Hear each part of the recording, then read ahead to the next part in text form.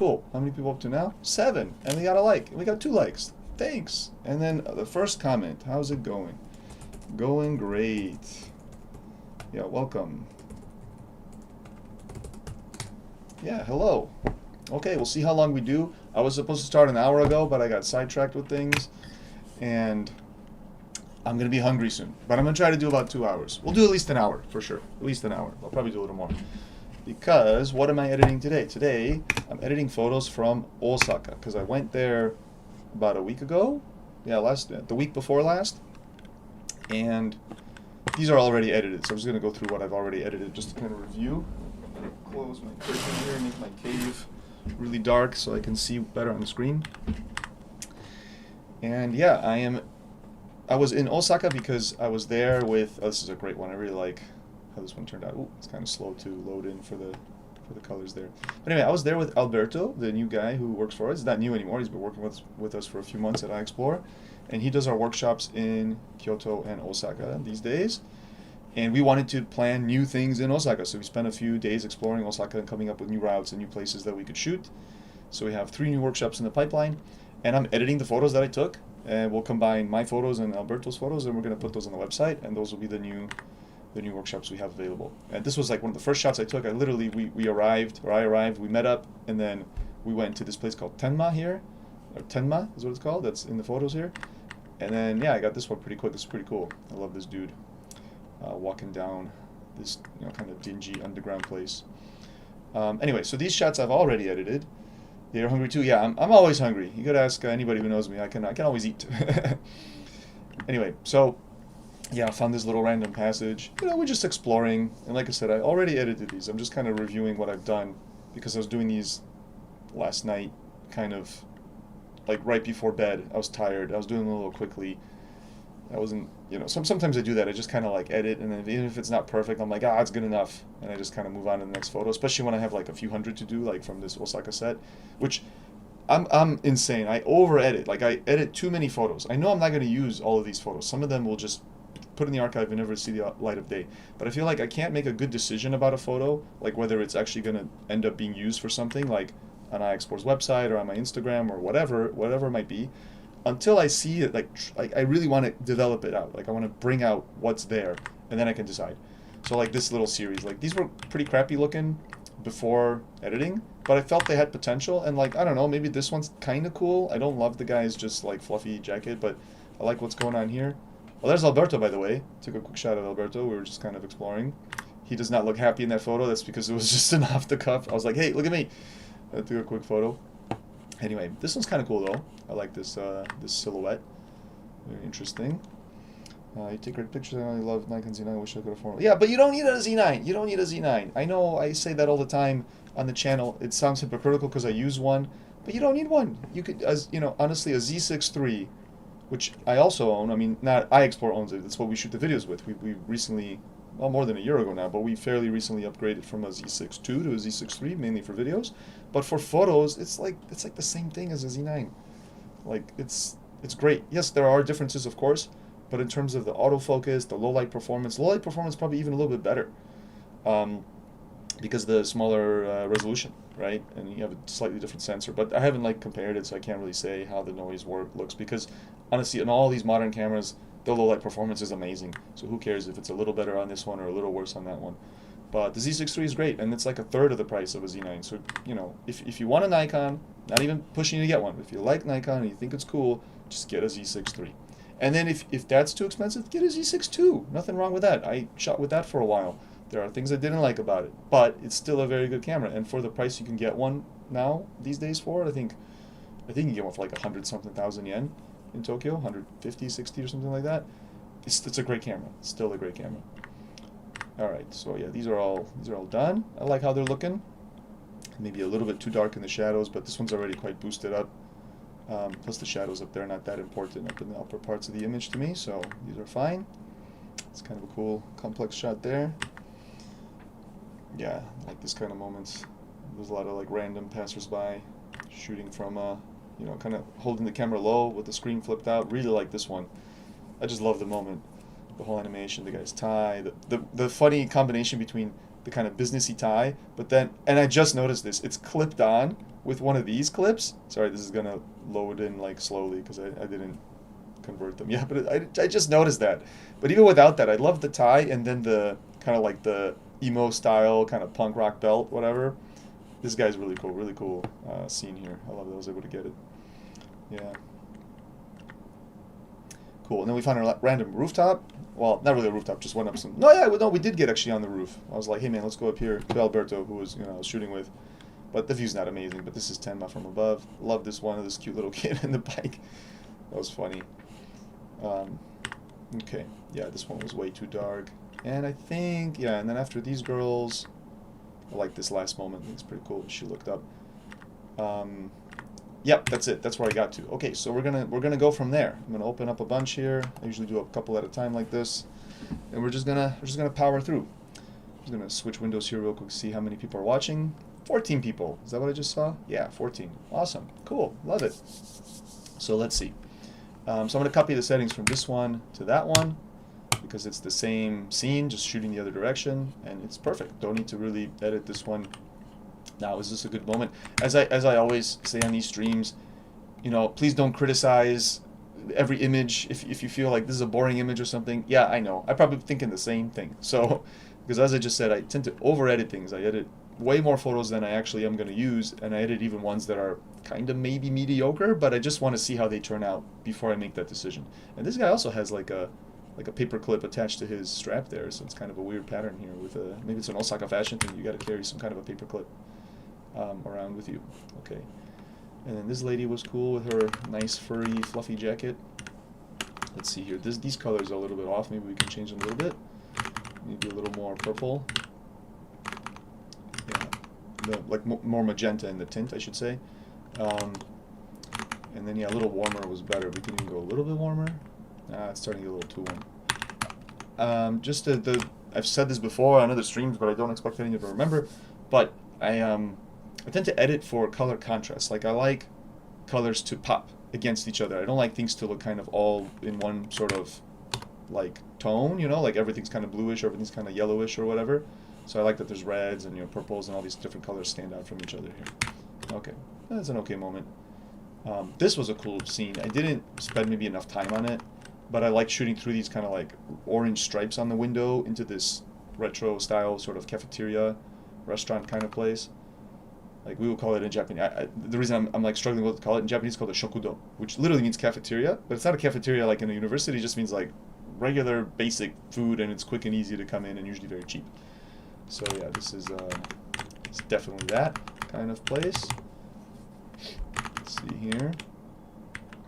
Oh, and then to show you guys, I should show you because I'm always copying the settings to the next photo. This is what it looks like raw.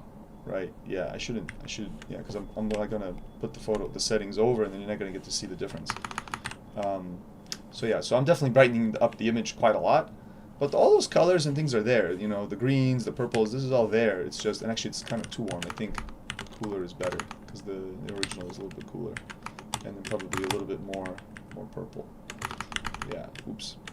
Yeah, eventually, yeah, maybe this is the thing. I should edit one just from scratch. We'll do that on the next, like a different shot after this set here. Just catch up on comments. Hello, Faces of LA. Oh, yeah, well, I'd love to come out to LA someday. That'd be cool. That'd be cool. God damn, the speed. Yeah, well, because I use the keyboard. Almost as little as possible do I use the mouse. I wish Adobe would make this even more user-friendly for people who are like me and want to use the keyboard, because there are some limitations. This one doesn't use a vignette. I don't know why I had that on there. Yeah, I think it's cool. Maybe a little more of the dehaze. And then, how does the curve look on this one? I think it's fine, but maybe we can contrast it up a little bit. Yeah, that was cool. I mean, there's no real moment in here. Like, this is an example of a photo that I really just wanted to see how this turns out in terms of the colors and whatnot, because it's an interesting scene with this orange and whatever, but there's no moment in there. And this is what I just mentioned. Like, I wish I stayed a little longer here. This one's a little better. Because I think there could have been a little moment, but we wanted to explore and keep moving, so I didn't kind of spend too much time here. Your website says your book is sold out. Will you be releasing more copies sometime soon? Yeah, it's not up to me, unfortunately. I would love to, but it's through a publisher, and the publisher, yeah, they ran out, they sold out, and that's that. And you know, I think it sold well, so maybe there'll be some motivation with them to do another edition at some point.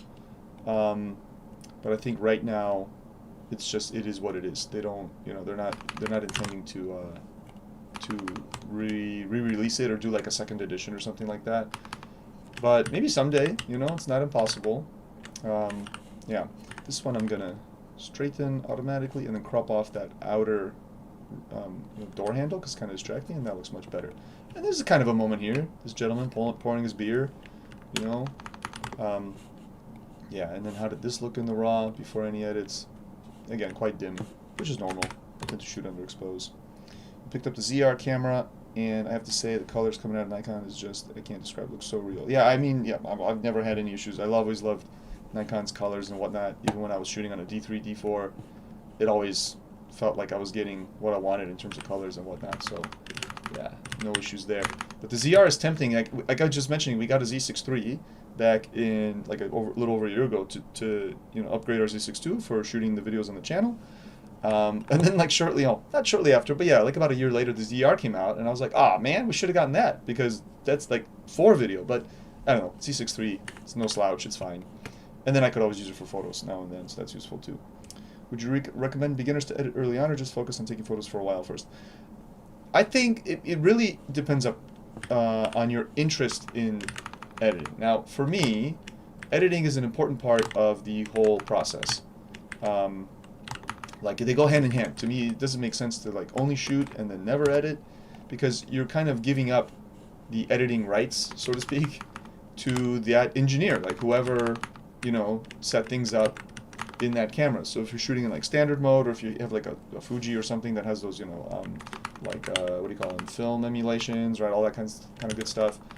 Whatever it is, you're relying on someone else's basically taste to edit the image for you, and that's okay. I'm not trying to knock that or make people feel bad about it, but it's just not for me. For me, it makes sense that I want to develop it myself. Like this image, I mean, this is a pretty complex image visually. Like it, you know, it has this haze, which creates this color cast. Like even without any editing here, I'll just show you with just basic editing. If I just like brighten it up, right? See, that's the image brightened up because it was shot underexposed, but straight from the camera. And then let's say I put this on like camera standard, right? Which is the actual, you know, I think this is Adobe's version of what Nikon has in the camera, so it's slightly different, but it's close enough. So this is like a standard JPEG, right? You know, not bad, not bad. Maybe it could have been even a little brighter. Let's say I shot it, oops, that's too bright. Let's say I shot it like that.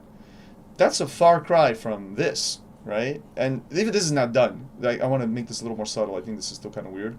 But, you know, there's work that needs to be done. Actually, I'm going to edit this one because I realize this is a better moment. When this guy's looking up and there's this shadow of another guy, that's what I was trying to get there. That's pretty cool.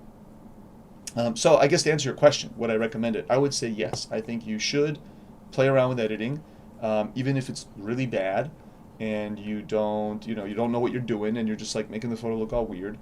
I think that's important. It's an important skill to develop because I think it's part of the craft, and then long term you should do it.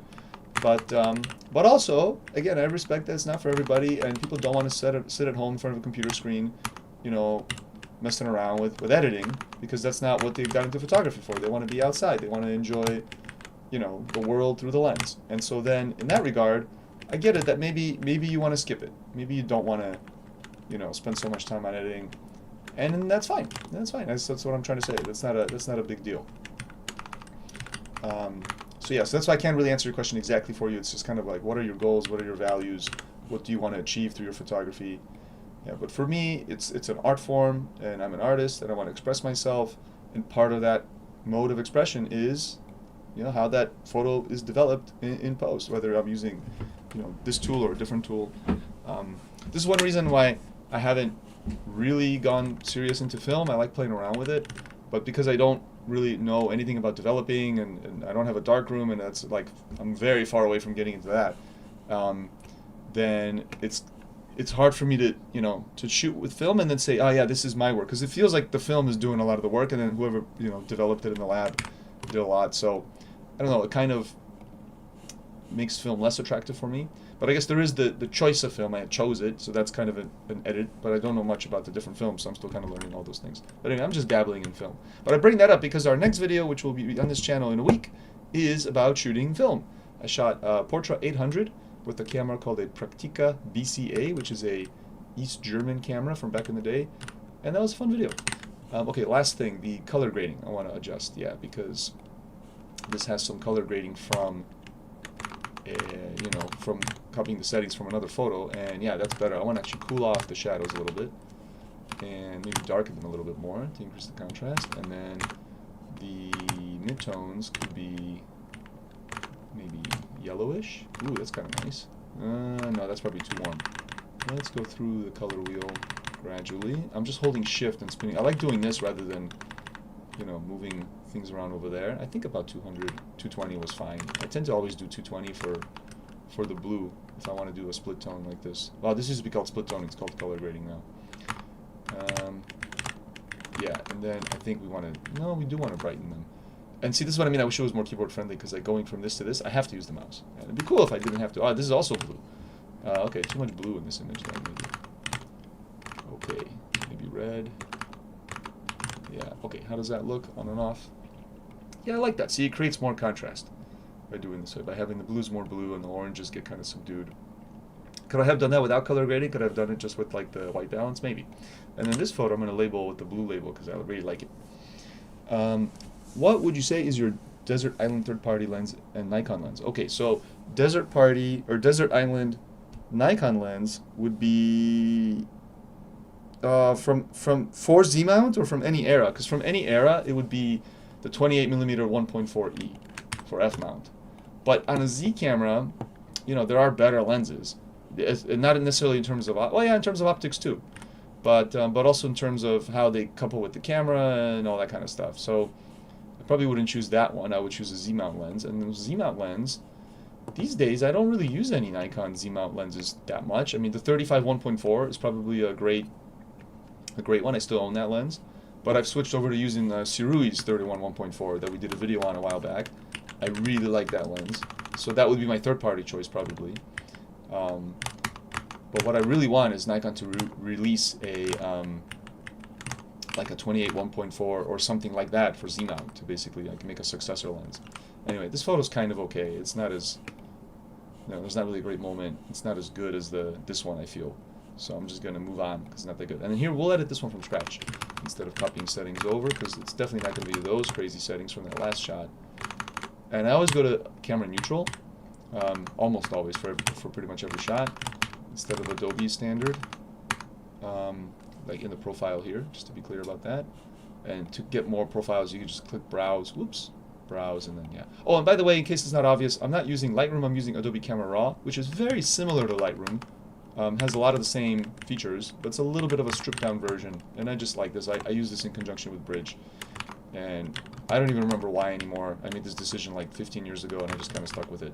And I like it. It works for me, so I don't really feel like using the full Adobe Lightroom. Anyway, let's see here. We're going to drop the clarity a bit. Usually I do that. In this case, I'm also going to add some haze to kind of soften up the contrast in this image. Then the shadow tint, I usually go to 4 or something around there. Then we're going to put the green primary to the right. I almost always do that. It has very little effect on this image, but I do see the effect, so I'm going to keep it that way. I like it. And then finally, the coup de grace, we will do a final adjustment of the colors once we got a good base. I mean, not the colors, but the kind of the luminosity by using the curve. And then do we want to remove the additional saturation? Nah, let's leave it. Let's tone it down a bit. It's very subtle. You could almost, I can barely see that difference. I bet you it doesn't really come through on screen, saturation thing, but the contrast is much better this way. Cool. And I just saw you have a new book coming out in a few months, and I will have to get it before. Yes!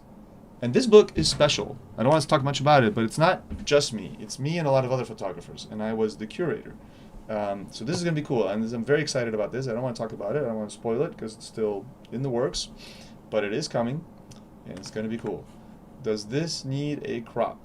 Maybe we don't need that part behind the taxi there, like behind the pole. I think it's better like that, maybe, possibly. Keeping all the text in. Is it better? I'm not sure. Now it feels a little bit too confined. I'm going to keep it like this. I think it's better. I think what this needs actually is a 16:9 crop. There we go. There we go. We don't need all that headroom. Yeah. Cool. But it's alright. It's not an amazing shot. It's not mind-blowing. It's just okay. And yeah, so yeah, for Z. So for Z, that's what I was thinking. I would probably, if I had to just choose one lens, it would be a 35 1.4. Because I just like 35s these days, and you know, the 1.4 is great. The 1.2 is, of course, amazing. We did a video on that, but it's huge and heavy, and I don't own it, so I'm thinking of lenses like from what I own. And so yeah, for Z mount, 35 1.4. But again, I would probably choose the Surreal 35 1.4. And I think it, if I'm not mistaken, I don't want to be wrong. I often forget to look these things up, and I don't feel like looking it up right now. But the Nikon 35 1.4 is not weather sealed. At least it doesn't seem to be. It's kind of plasticky. I don't think it has that rubber gasket around the mount. But the Surreal, I believe, is weather sealed, and I've used it in bad weather. I mean, I've used both in bad weather. I never really had issues. But so if I'm on a desert island where the weather might be all kinds of things, it could be a hurricane one day, and I don't have any way to service the camera, and there's like sand everywhere, I would definitely want a weather sealed lens. So if the 35 from Surreal is indeed weather sealed, then I would definitely choose that one. Yeah. Let's see here. Do I want to... So I just copied the settings from the taxi photo for this one. I don't want to spend a ton of time editing this cat photo, but, I kind of like it. Oh man, I'm getting really hungry now, guys. Sorry, I'm gonna push through. Though. I like to do, like morning fasts. I tend to not eat anything till like afternoon. I'm gonna power through. My hunger will go away. But just those of you tuning in now, I mentioned in the very beginning that I don't know how long I'm gonna stream because I haven't eaten anything yet today. I'm pretty hungry, but I think I'll be fine. Okay, let's check. Oh, color grading. Yeah, we didn't do any color grading on the last photo, and we didn't on this one either, so I think it's fine. Okay, there's a little kitty. We'll copy over those settings. I don't know if this photo is really worth anything. Let's make it a little brighter. Actually, it's a little dark. This one for sure. Yeah, that's better. Did this one need to be a little brighter? Yeah, I think so too. Not quite as much. And then we copy the settings of that one. But now that one's too bright. I must have adjusted the exposure there. Okay, cool. But it's just okay. I just thought it was cute with the welcome sign and the kitty. I don't know. It's kind of fun scene. All right, so I copied the settings to this one as well. But let's edit this one from scratch too. Again, for the sake of the stream. But I tend to do that a lot. I'll copy the settings from a previous photo and then drop them in, and then yeah, and then it just saves me time. This one unfortunately ended up around 500 ISO. The camera chose. I'm shooting on auto ISO here. It would have been nice if it was a little higher. If I noticed it, I would have adjusted things to make sure that it's higher. Because at 500 ISO, we get a ton of noise in the shadows. Those of you who've watched these streams before know I complain about this every single time. But yeah, it's just the way the dual ISO works in the Z9. But okay, so I guess we'll drop the shadows down a bit because I just don't want to see all that noise there. But then the image just becomes kind of dark. Yeah. Basically, it's a little bit underexposed. A little too much. But I did that intentionally because I wanted to save those highlights. I want to make sure that the lamps and all that stuff are not, losing the color, right? That's there. All right, that's probably the best we can do. It's still a little noisy, but not terrible, especially it's downscaled. Do I need to straighten this? Yeah, I like it better with the slight angle, which was obviously a mistake, but it's fine. And then this one was only on 160 ISO, way better performance. And it's just the scene without anybody in it, and that's fine. And this one, maybe we'll do widescreen crop. Yeah. Something like that around there. Is that fully expanded? Just making sure. Oh, there we go. I could have gone a little more this way. Yeah. I don't know. I don't know if this image is useful for anything, but just wanted to see the colors and whatnot. Not the 500mm f4e bazooka. I mean, if I'm on a desert island, it might not hurt to have that, because if I'm on a desert island, I'm probably not really thinking about shooting, photography, and although that would be nice for my sanity. On the other hand, how do I charge the camera on the desert island? Do I have like a solar array? Or I just got to ration one battery while I'm stuck on this island, which I guess is doable. If I only take one photo now and then, a full Z9 battery will last quite a while if I'm not shooting too much, a few thousand photos. But anyway, the 500mm f4 bazooka might be good because if I'm really trying to, get off the island and save myself, become rescued, it might help me like spotting ships on the horizon or something. I don't know. Or that giant front element would be useful to reflect sunlight at a passing plane and get rescued. So maybe from a survival standpoint, the 500mm bazooka would be good. Also, I could probably bust open the lens and take one of those giant lenses and use it to focus sunlight on, you know, sticks to make a fire, in case I don't know how to, you know, do that another way, because I've never tried the stick rubbing method, you know, like using friction. That sounds really hard. By the way, does anybody else watch the channel Primitive Technology with that guy who doesn't talk and just like makes makes stuff out of clay and, you know, dirt and sticks and bricks, like makes bricks out of them, and then he's trying to smelt iron and whatever, and every time he starts a fire, he says fire by friction, and then he just demonstrates doing it like right there, and in like 30 seconds he goes from no fire to having a fire. Blows my mind every time. Like, I feel like, yeah, I should learn this skill, like, just in case. Anyway, moving on here. So, trying to find the good spot for the white balance. It's a little too warm. This is a little bit better. It's a little too glowy. Yeah, okay. Yeah, kind of a non-moment here as well. I mean, again, we're exploring this area called Tenma to find new workshop spots, and some of these photos are intended to, like, go up on the website, but, you know, some of them it's just kind of like studies. It's just trying to get to know the area. This one, I got a little flustered. It's a little motion blurred. Let's see here. Yeah, nice simple scene here. I mean, with nobody in it, but sometimes it's good. Just a clean scene. I like that. Here, a little bit farther back now with the people on the bicycles. I like this as well. But maybe this is a little bit too much contrast now back there. I don't know. And the orange garbage can here is kind of bleh, a little bit distracting. All right. Thank you, Jeremy. Oh, great. Yeah. Oh, yeah, that's right. Yeah, of course. Oh, you're moving back in the summer. Okay, great. Congratulations. That's great. Yeah. Sorry, just hydrating. Oh, yeah, wonderful. Yeah, it's everyone wants to live in Japan. It's a great place to live. Okay, just kind of looking around this frame to see how sharp it is. Yeah, it's damn sharp. And this was shot with the third. By the way, talking about that 35mm Surreal. These photos are shot with it. So that's what I brought on the trip. And the other lens that I brought, I only brought two lenses, was that 28mm f1.4 for f mount. So I still use that lens. I still use it. If I need a 28 and I do regularly enjoy it, I bring that lens. Don't hesitate to bring it. Because it's great, even though it does work a little less rough, or a little less smoothly. It's a little rough with Z-mount just because of, like, the AF is a little slower and whatnot. I actually don't even know if that's because of the adapter. I don't think so. I think those old G lenses, or E in this case, but whatever, the old F-mount lenses, they're just not quite as fast in terms of AF. Just with the, like, I guess how the focusing electronics work in it or something like that. So yeah, again, kind of a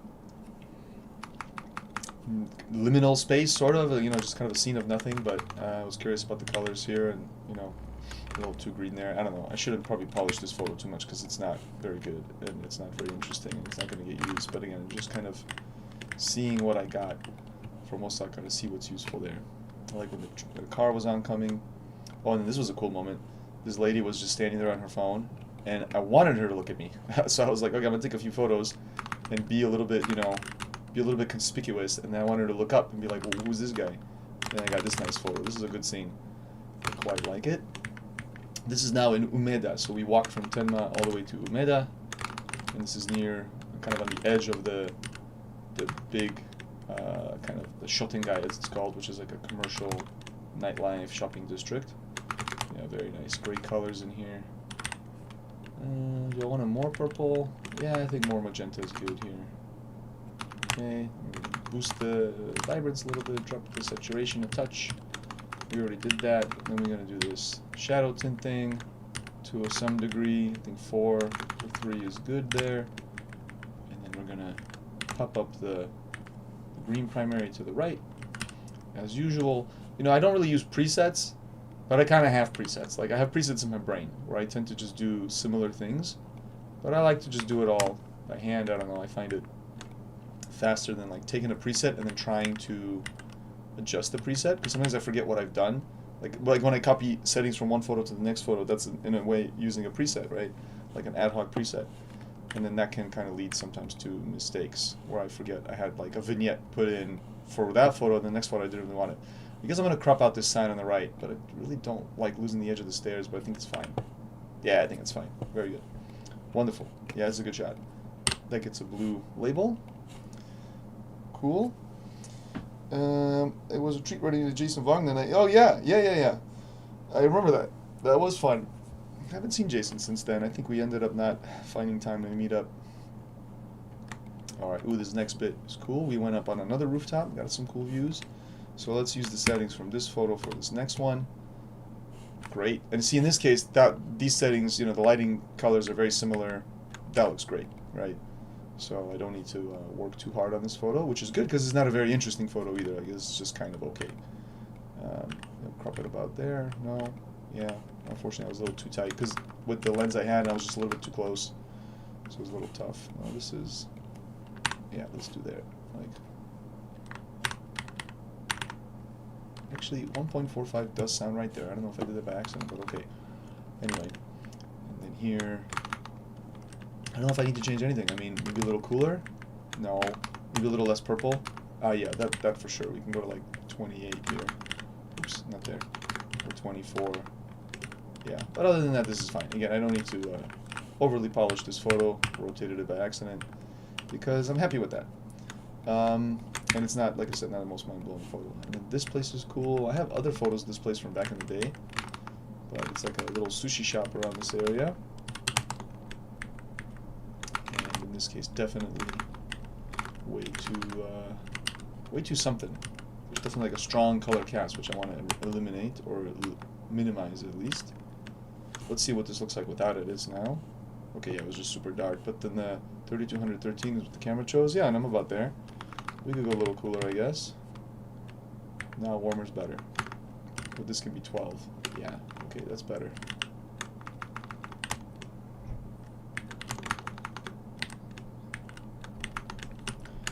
Okay. Alright. That's pretty done. I don't know. It's not the best moment. Again, it didn't linger, but that's fine. Let's copy those settings to this rooftop photo. Yeah, that's already great. Cool, very nice. Yeah, so went from that to that with just copying the settings from the photo with the lady.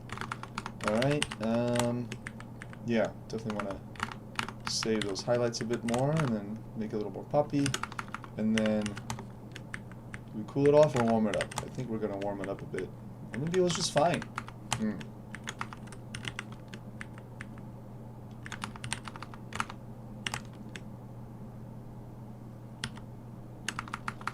Okay. Yeah, it's looking good. This one I feel like doing some color grading. I don't know, I've gotten the colors as close as I can, but I feel like it needs a bit more here. Just some more fine-grained control over the colors. A little more blue in the mids, and then brighten up the mids a little bit. And then the highlights maybe warm again. I don't know, or green? No, see, that's too kind of weird, cyberpunk. But maybe a little bit, Let's go like around that green, and then just less bright, and then brighten them a bit, because there are some green things in this image. And then we could balance it to see the difference. If I go more to the right, then more stuff is considered highlights, so I can see that effect. It gets stronger, or the shadows get stronger. Okay, let's leave it. Yeah, let's leave it pretty much default, but maybe less blending. Okay, that's what I've changed. I don't know, do I like those colors more? Kind of. But now maybe with that grade we can brighten it a bit and warm it up a bit. And that seems fine. I don't know, it was probably fine before. I think I overdid on this one. And then there's this variation where we got a nice little reflection on the railing, which I think I like more because it's a little more surprising. It's kind of like what's going on here in an interesting way. I'm going to crop it a little bit to make that top part of the image feel denser without that gap on the left. And that's pretty cool. I mean, I think I like both, but I kind of like that one a little bit more with the reflection. How long did it take for you to get over people seeing you take photos of them? I know it's a common beginner hurdle. Yeah, I don't know how long. It's hard to say, but definitely a few years. I don't remember exactly when. And it's a gradual thing, but yeah. So it's hard for me to say exactly how long, but I can say what were the kind of key realizations, key sort of epiphanies that helped me get over that kind of stuff.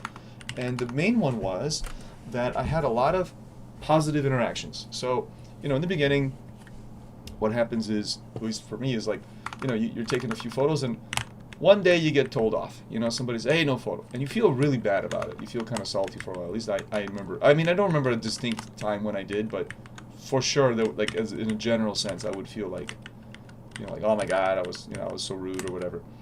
But then over time, you have a lot of positive reactions where people are like, oh, hey, you're taking a photo, they pose for you, you know, there's the kind of a, you know, it becomes like a positive interaction, to repeat myself there. Like, it just feels like nice, like you're doing something fun. I even had some here when we took these photos, when we were down on the streets.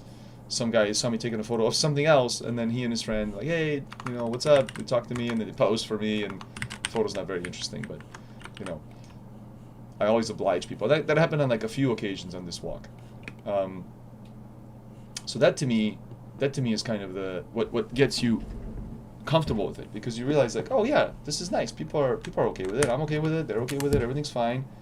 You know, you have more of those, and then you get a little more confident, and then you do it more, and then it's like a positive feedback loop, right? You have more and more good interactions, so you do it more often, and because on average, most interactions will be positive. Okay, so that was the first epiphany, the first realization, like the fundamental one, that I think gets you more, you know, acclimated to this kind of photography in a positive way.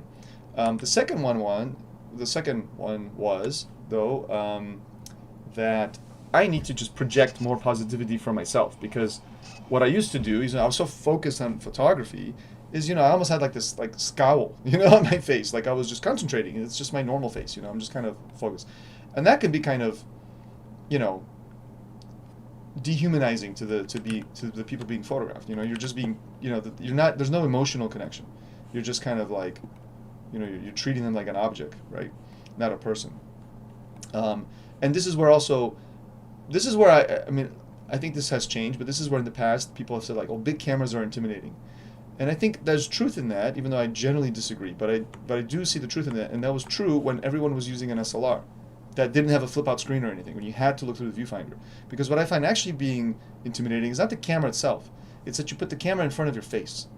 And with a big camera like a D4, which I used to use, yeah, if I put that in front of my face, then people don't see my face. They just see this big black, you know, piece of machinery, you know, that's very impersonal. It makes me look like some kind of a weird cycloptic cyborg, you know, with the lens attached, right? So what I found is, with shooting with the GR at first, but then eventually with mirrorless cameras with flip-out screens, is if I keep the camera away from my face and I'm using the screen, this is why I like shooting that way. There's other benefits, but I really like this aspect of it, is that people can see my face.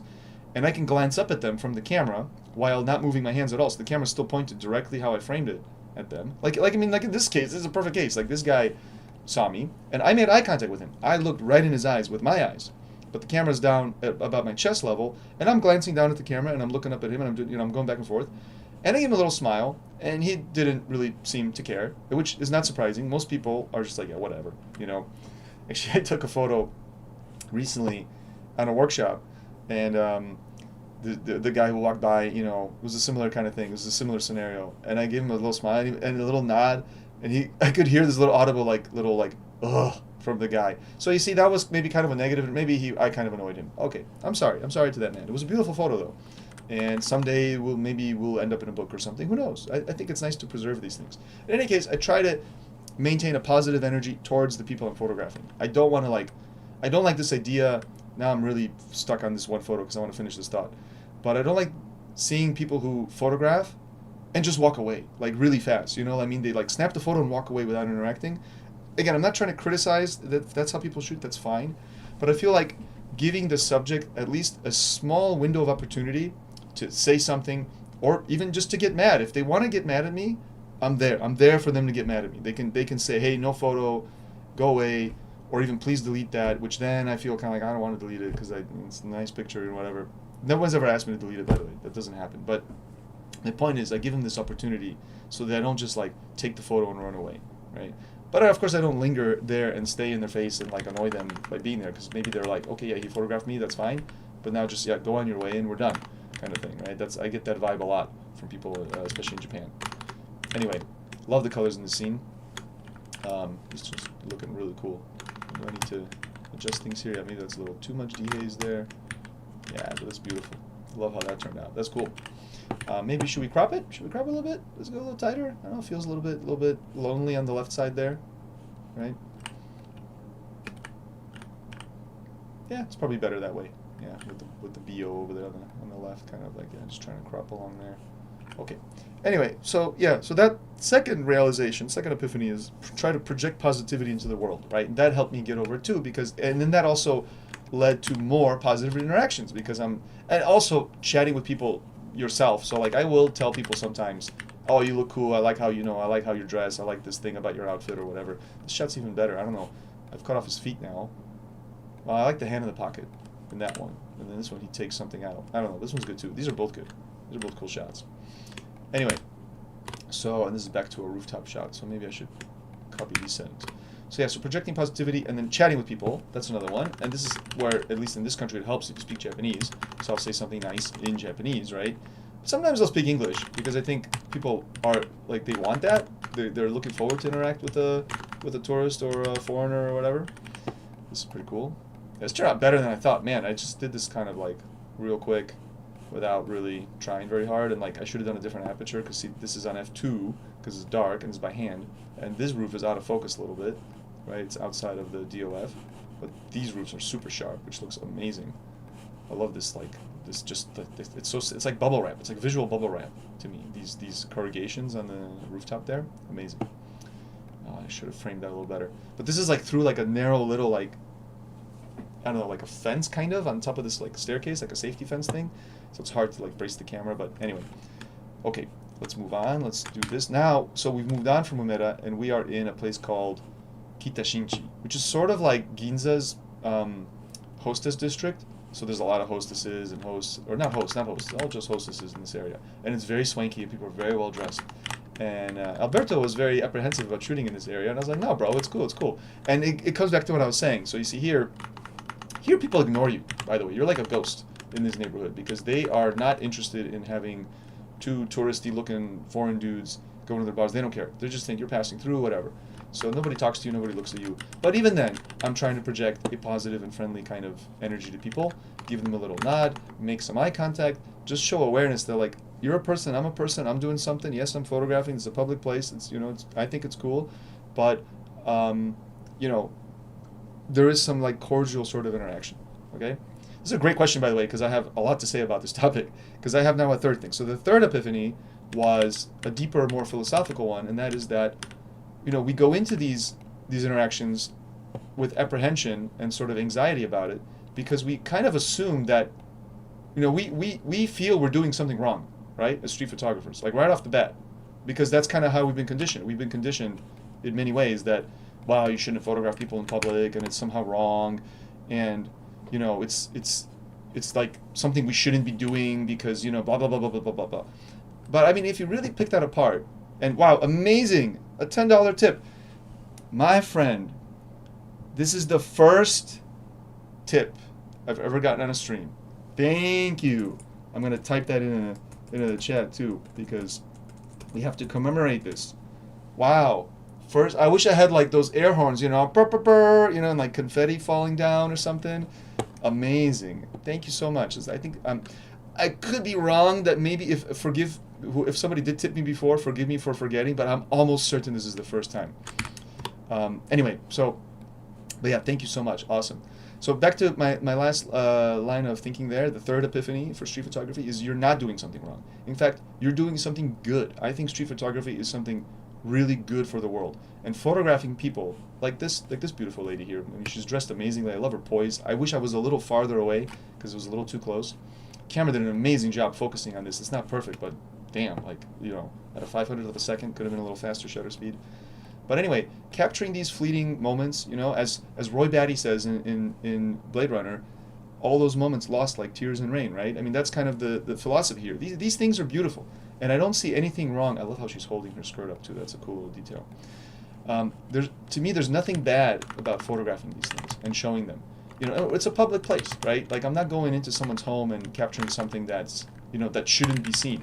These people are out in public. They look cool. Like this girl, she looks cool. I love her gigantic high-top Chuck Taylors. It's amazing. Or not a platform, I should have said platform Chuck Taylors. So the third epiphany is realizing that, that you're doing something good. You're doing something positive and good for the world. And maybe it doesn't have any value today, but maybe in 30, 40 years it'll have value. And I've been using Vivian Maier as an example for this a lot recently, like on workshops when this question comes up. you know, she photographed all these photos. Those of you who are not familiar with Vivian Maier, please Google that name, Vivian Maier, Maier. This is her last name. And, you know, she was this nanny based, I think, in Chicago, which is where I'm from, but somewhere in the Midwest in the U.S. back in the day, in like the 60s and 70s, or even earlier, 50s. I don't know. I'm not that aware of her, like, you know, life story and biography. But the point is, she was a photographer who spent a lot of time doing street photography, but didn't tell a soul, didn't publish any of her work, and it all just like got squirreled away in an attic. I believe she was, you know, unmarried or had no children or something. But eventually, it was just found by some random guy, like in an estate sale or something like that. It was a great little scene. I love it. And I love the colors. Is this because this is because I have the grading on? Yeah, that's where those colors. I was like wondering, why are these nice green tones there? Yeah, this grading's great for this. Beautiful. Gives it a little more pop. Okay. Anyway, so yeah, and then her work was discovered, and now we have this beautiful window into people, just random normal people from that era, from the black and white era, as I sometimes call it, you know. And those moments would be gone forever, totally unknown to anybody if it wasn't for Vivian Maier photographing them. And this is true for every other street photographer, but I just bring her up as an example because she never even really tried to show those photos at the time. She just put them away, and then maybe at the time they wouldn't have been that interested or that interesting to people, but because we see them now, you know, decades later, they're fascinating, right? That's not a knock against her work. I mean, maybe people would have loved it back then too. I don't know, but I'm just saying that the time, you know, the test of time or whatever. It's like wine, right? The photos age. With time, we value them more. And so I think about my own work like that. Not to say that I'm going to be the next Vivian Maier or something like that. I'm not trying to be arrogant about it. I'm thinking about it in a humble way. But I just think that in general, we as street photographers are doing a service to the world. It's not a big service, you know. It's not curing cancer. It's not solving, you know, wars or something like that or whatever. You know, it's not. We don't deserve a Nobel Peace Prize for this, but I think it's a positive thing. And if you have that third epiphany combined with the other two, I think you can go out and take photos in the streets with absolute impunity. I never feel bad about it. I of course try to be polite and I don't try to annoy people. And if I see somebody's getting annoyed, I apologize and I go away. I use my common sense too, like, you know, there are like girls working in Shinjuku, like for girls bars. I know they don't like to get photographed, you know, so I don't photograph them. I just don't bother these people. You know, I just know that certain people, you know, like if I ever take a photo of a drunk person passed out, I try to hide their face. I have photos like that where I photograph the drunk person, but I don't show their face. But then I do have that one guy on the slide and you can see his face, but it's kind of from far away. And I just thought this is too cool to pass up. So the point is that you do have to have some ethical boundaries, but in general, you're doing a good thing, right? So there you go. Hope that answers your question. It's a very long answer, but it's a very good and important question because this comes up a lot. There's this kind of, you know, stigma against this kind of photography where it's considered like a bad thing, but I really don't think it is. I think it's a wonderful thing that people, not just me, but just everybody who does this is doing. Okay. This one feels like it has simultaneously too much contrast and not enough. I don't know what's going on here, but maybe it needs a little more, yeah, a little less haze or a little more, less clarity, I should say, kind of blurrier background. Now this one's a little overexposed, maybe. Maybe that's what it is. I'm trying to like bring out the details and the shadows, but I'm just overdoing it. Anyway, nice little scene here. These are not mind-blowing moments, but it's cool. Yeah. Thank you for the videos and the information you shared. Yeah, my pleasure. My pleasure. Thank you again for the tip. That's amazing. First time ever. I love it. I love it. Maybe I'll be more motivated to do more streams now. Honestly, I like doing these things, but it's just, this is only the 9th one we've ever done in like years since we've started doing it, but I'm just always, it's hard to find a good time, especially with the time difference. I know most people are in the US or in Europe, so I tend to have to do them in the mornings for it to be actually, you know, viewable by people, like to give people an opportunity. And then I'm really bad at, it would probably be good to plan them out and say, okay, and I announce it in advance, and I'm going to do it on this day. But then, yeah, like real life comes up, so I don't want to disappoint people and cancel streams. So I tend to only do them when I truly know I can do them. And you know, actually, I was going to do this 2 weeks ago, but there's like construction happening outside. They're tearing down the house across the street, and it was so loud. So I realized, okay, I can't do it. And then the week after that I was planning the trip to Osaka. So that's what I mean. That's why I don't do that. But I wish I did them more. Oh my God! Wow, Al, dude, thank you. Another tip, awesome. And by the way, thanks for that coming on that workshop last time. It was really fun. It was really fun. We went to Sangenjaya. I haven't been there in a long time. That was a good one. I remember looking through my photos after that. Like when we were out, I was sort of like, oh man, are we getting good photos? That's often, by the way, my concern on any workshop. I'm like, I want to make sure everyone gets good photos. I know that's not the main thing. The main thing is to learn techniques, but I like to walk away with good stuff. And we took some chances. I wanted to go on that workshop, areas that I don't often go, so I was a little bit unsure if we're going to get good stuff. But then I looked at my photos after that, and I had some bangers, and I think you had some bangers too, because we took some of the same stuff. So thank you, man. I appreciate it. And I'm going to write a nice thank you in the chat here as well. Oh, okay, I can like reply in the tip. That's interesting. Okay, that's cool. All right. Oh, and then I'm catching up on comments here. I got here. Let's start over. Well, it will be up on the website, and you can you can watch it again from the beginning. I leave all these up on YouTube. I used to hide them because people told me that like it's not good to have to have streams, like the algorithm doesn't like it. But then I decided, you know what? I mean, it's a waste. Like I shot this, we recorded the stream. It happened. There's some value in it. Interesting topics come up, and I like listening to long form content. I regularly will put on a 3-hour podcast while I'm editing. That's usually what I'm doing when I'm doing this by myself, right? And so I feel like maybe people can listen to my ramblings if they edit or something like that. I don't know. So anyway, it will be up on YouTube when we're done. I'll just probably trim off the beginning when I was like just screwing about with the setting it up and everything. But yeah, you'll be able to review. And then the light on the car is insane, venue count. Yeah, I also felt it was insane, which is why I wanted to photograph it, because like the headlights from behind, I think you meant this one, right? The headlights from behind are shining and there's these shadows. So yeah, this is a pretty cool scene. I wish there was more of a decisive moment, but it's nice. It looks cool. Yeah. And by the way, I'm feeling like maybe I'm starting to kind of over-edit these. These are getting a little bit crazy. That often happens. Usually what I do is I do a second pass. Like I don't save them after editing. Yeah, because this is kind of what it looks like naturally. I feel like this is kind of like too much a little bit. Too much going on here visually. But it is cool. So usually what I do is, especially now on the stream, I'm talking, so I'm not editing them super carefully. Like I know what I'm aware of what I'm doing, but I will probably go back and revise. And often what I do is I tone down edits on the second pass. I'll look at a photo like this and be like, ooh, yeah, this is getting too techno, like cyberpunk. Let's just kick it down a notch and make it look a little more realistic. Because that's usually what I go for. Awesome. Let's go catching up on comments. Have to do more. Explore on my guy. Yeah, please. Yeah, for sure. Keep shooting. Greetings from Boston. Hey, Eric. Yeah, welcome. I plan on scheduling a workshop with you, Monochrome from Japan. Yes, please do. Looking forward to it. Yeah, if you'd like to do one with me specifically, of course, please request me because we're a team. So, all the guys are great. But, of course, I understand people might want to do one with me because I'm the one on the channel usually. Although we did have Charles on the channel recently. I'm gonna have him back again. Next time we'll do some more shooting. It was more like an interview, but I think more shooting is gonna be fun. Yeah, so we'll figure out a video with Charles at some point. This scene's kind of cool too. Again, a little too colorful maybe, but I do like the colors. They're nice. Catching up on more comments. Oimachi was super awesome. Yes, right. I wish I hadn't put that off to the very last day so I could have hit it. Yes. I know, right? Oimachi is really cool. I remember we did that as well. Yeah, I don't know what I'm doing here. What's going on? Okay, maybe the highlights are a little too bright. Like I want these towels and things to get a little bit less crazy bright. And then here as well, we still have this color grading turned on from one of the earlier photos. I mean, I kind of like it. I like this greenish background, but maybe this one is getting a little bit too much.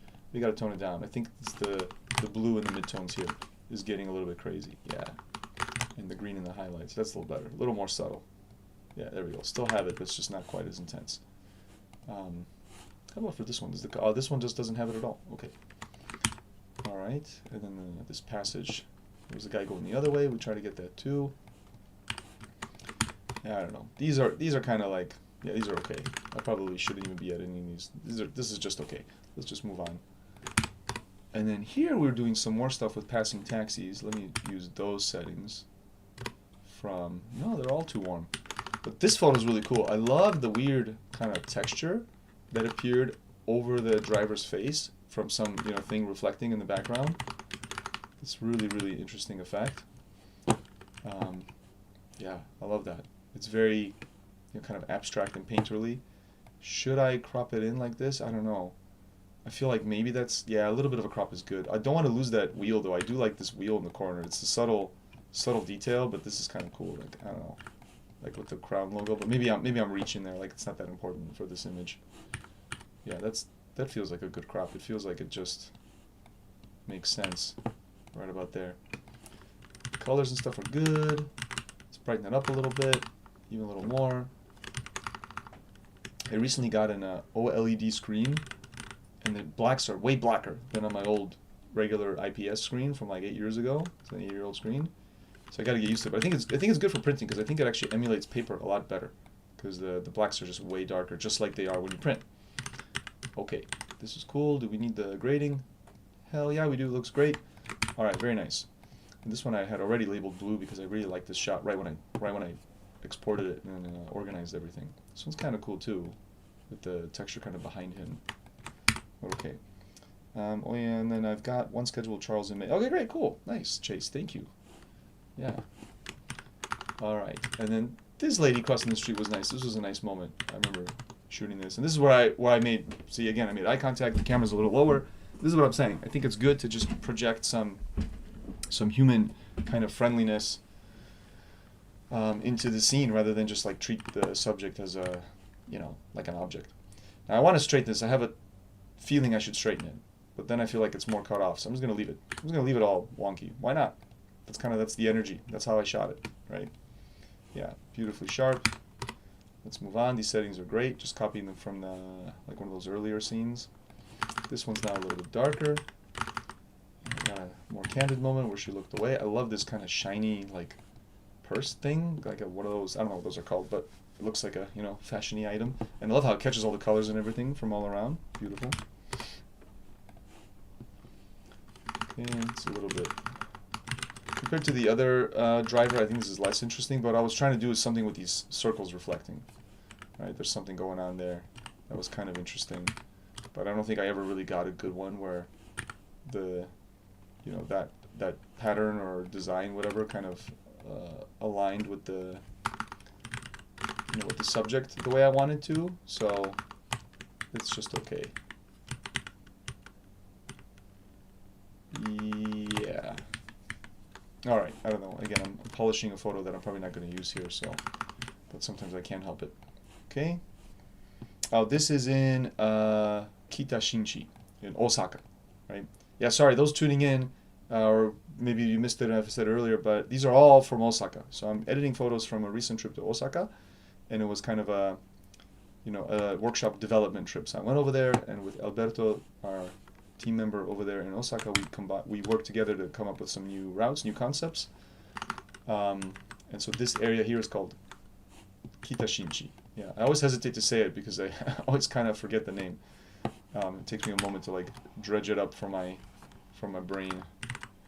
Okay. Yeah, cool. This is okay. Just lady on her phone. This is better, I think. I like this moment. Yeah, these people laughing, smiling. It's cool. Again, maybe we need to tone down those purple tones a little bit. Tone down the vibrance a little bit. It's a little too much. Yeah, or those are more natural colors, but I don't know. Yeah. Let's go more green. I think we've made a lot of really purple photos. Like I said, I'll need to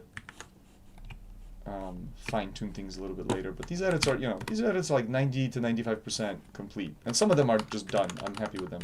But some of them I'm gonna go back and kind of refine.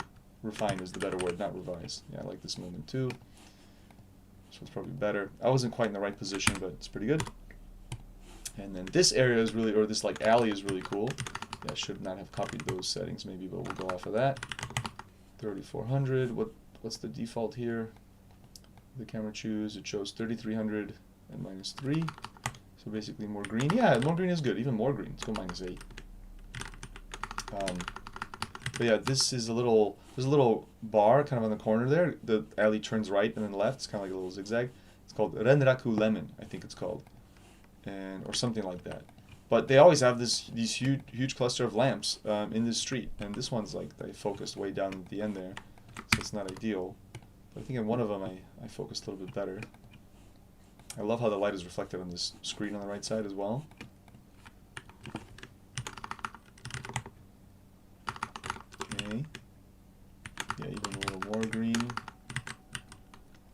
brighter. I don't know. Eventually, I think I got one of a guy walking through here, so let's see if that one comes up. Oh, well, maybe not. Maybe I decided not to edit it. Maybe, I don't know. Maybe it didn't look good. I'll check in a second if I missed it. This one should be a little cooler. I do like the vibes in this one, like the kind of the upper composition. Oh, there it says Lemon, right? So that's the name of this restaurant. Maybe it's just Lemon, but I thought it had a longer name. Oh, and we're still doing the grading. Do we need that? Yeah, I like it. It kind of makes things pop a little bit. Yeah. Okay. Not bad. And then if I turn off the 5-star filter... Ah, there's the one of the guy. Okay. Why didn't I select that for editing? Is there a reason? Maybe I just didn't like the guy. He's not that interesting. But let's see what this looks like with edits applied.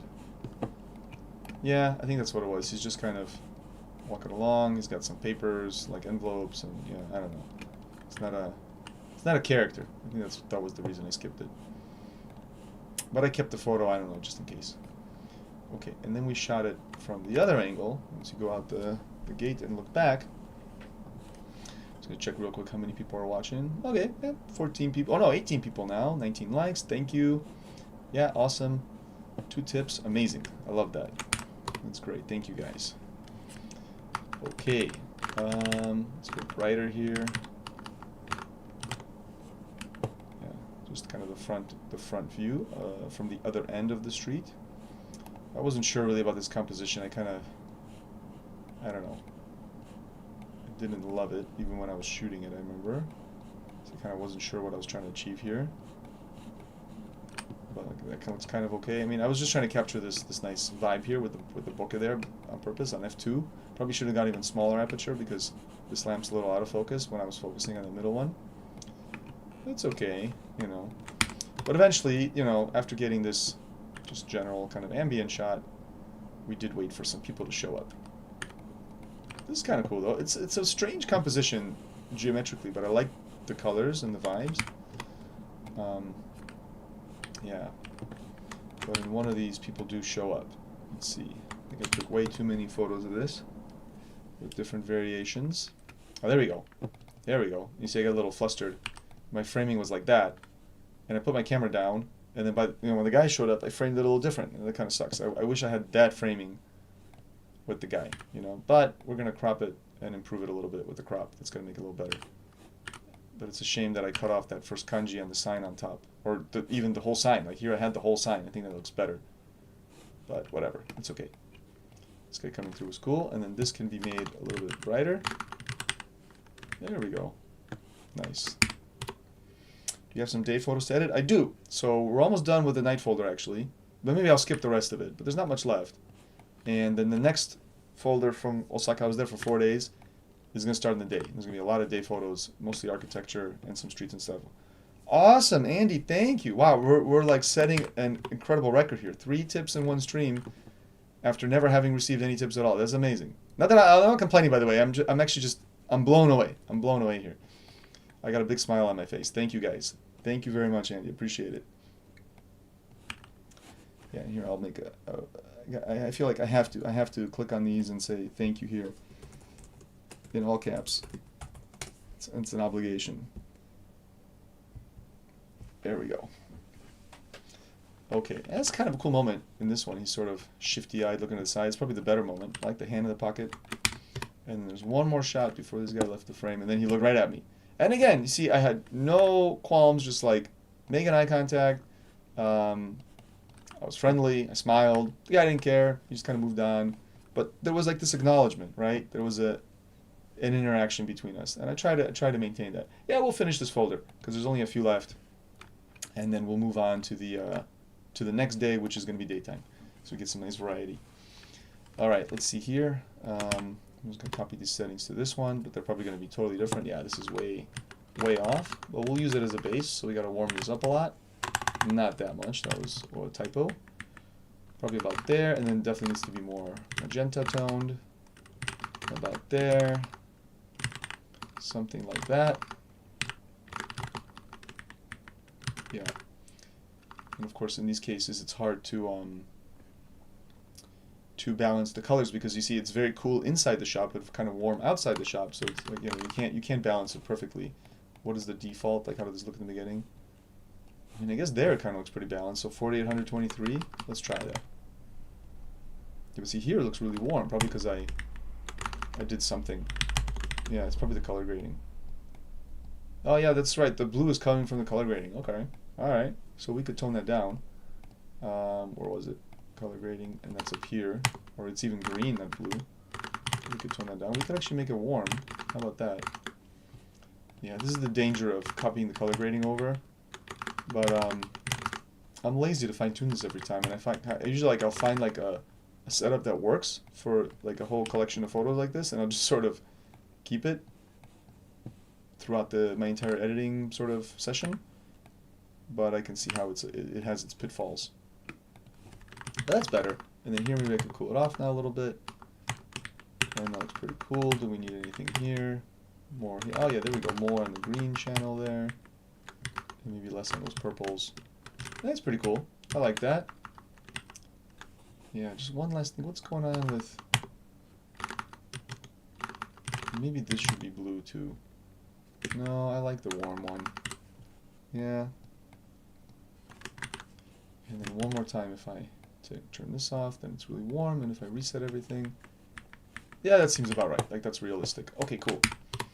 Nice. Yeah, let's see here. Next one, the guy walking, kind of a, you know, very basic photo, just somebody walking by. Cool. Okay. Now, let's see, for this taxi cab, should we use this edit or this edit? And I'm just looking at the thumbnail there. Oh yeah, this one's way closer, so let's go with this.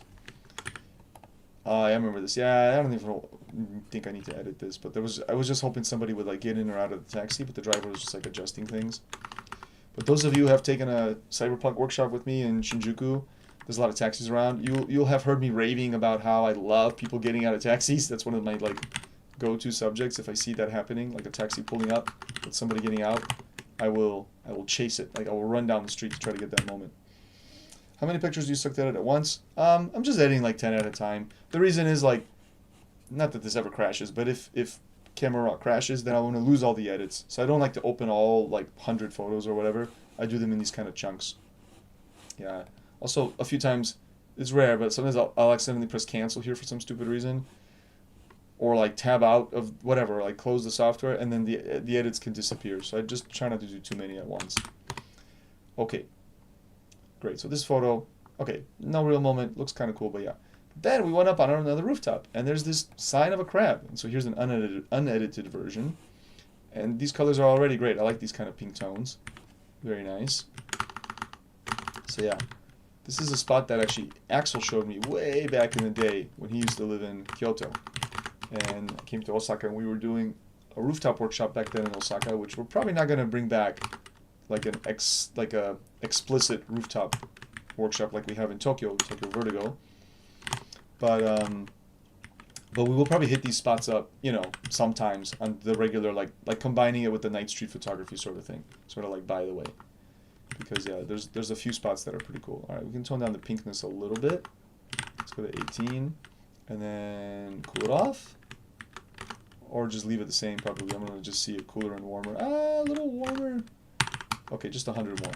Okay, and then here as well, let's check the grading. Oh yeah, that definitely adds something to it. I like that. Do I want to brighten the highlights more? No. Do I want to give the midtones more bluishness, but then also make them a little bit darker? Okay, and then maybe the blending can be, can be stronger here. Okay, yeah, that looks good. All right, and does it need straightening? No, it's perfectly straight. Okay, cool. That's, yeah, love it. Love this scene. And then we're gonna drop all those settings to all these other versions of the shot and do a quick little recap. Here I have two very similar ones, and that's just because I'm shooting this without a tripod on a pretty slow shutter. 150, it's not that slow. I thought I did it slower. But whatever, I just take a few for these kind of scenes, and then later I just decide, like, this one's better, so this one can get deleted. But I'll make that decision later on my own. And then there's a railing, and I shot under it, and it's kind of cool. It's an interesting effect. Usually this is the opposite, like the railing will be on the bottom, like this, right? but I couldn't get much reflection. As you can see, I just got a little bit here. So I tried on the bottom and it was way more reflective, but then it's kind of like, well, what is this scene now? I don't know. This one's a little bit underexposed. Oops. Yeah, just to keep more of the what do you call it? Oh, of the highlights. Yeah, is it better in terms of highlights? Yeah, I think so. There's more colors. Yeah, maybe it's subtle, but I feel like there's more detail in these highlights because I underexposed it more and I'm bringing it up more. I was using a lower ISO to begin with. This is on 720 ISO, and this is only on 100, right? So you get more dynamic range. This was on f2.8 though, and this is on f2. So I'm kind of, I'm trying to balance the, the dynamic range and the sharpness from the aperture. Those are kind of the two things I'm bouncing between there. This is on f2 90 ISO and a 25th of a second. And of course, the solution would be to be on a tripod or something very stable and just do a very long time and then have everything. Have a low ISO and a big aperture like f8. But I didn't have a tripod, so it is what it is. This one we're going to crop off the sky. We don't need it. Okay, and then this one we're aiming more down, so it's fine as it is. And this is, by the way, huge, difference. This was the exposure originally. But you see why I had to do that. Like, it's almost black everywhere, because if I didn't, this neon would be blown out. All these signs would be, I know that they're white, but there is some detail in these signs, right? So I don't want to blow them out too much. So I have to shoot very underexposed on a very low ISO, 72, and then utilize the dynamic range of the camera to bring all these details out so that it looks more like what my eye saw, because it definitely looks more like this if you're there than like this, right? So it had to be shot that way. But okay, but these are cool. Definitely am happy with these. I think I like this 4x3 one. And then yeah, the first one's good, but then this one's also really good. Okay, but I will double check those more carefully later. And then let's just finish it up as I said, and then we'll move on to the day shots. This was, I think, the same location, just the view down the street in the other direction. Yeah, let's just go to 2.7, and then the colors and stuff can stay. Probably could warm this up, but it's fine. Again, I'll do these quickly just to move on to a different topic. Yeah, same thing here. I'm 3.5 stops underexposed to make sure that I'm keeping these details on the signs and stuff. Again, see, that's what I was basically exposing for, is like this girl on the sign, some of these other details, this green to keep it green, the colors here, and then we're able to keep all that stuff while bringing out the shadows. Okay, let's see these. Yeah, oh yeah, right, then there was this guy on the stairs up here going up, and that was a cool little detail. I like that. Here he's in motion, but in this last one, he was slow enough that he's sharp too, on a 25th of a second. Okay, and then eventually we made it all the way over to Umeda Station to finish the night, and I showed Alberto one more spot that Axel showed me ages ago, from the top of these this staircase, and you get this curve, and then eventually I think this framing is cool. And there's a railing there, so I use the railing to create a texture. There's the curve, and then there's the guy, right? So kind of a straightforward architectural scene, but it's cool. It's nothing revolutionary, but I like how it looks. And you can have some fun with the colors here. What did the camera choose? The camera was 46-25. That's about where we are. I think a little bit cooler does look good, and a little more purple probably does look good, but not 25. Let's go 22. Okay. And then this one probably better to have less, or more contrast, so dehaze more and clarity more. Okay, and then this particular one, I think we're going to do 4x3 as well. I'm going to crop off that little thing on the bottom right there. That's pretty clean. Simple, but cool.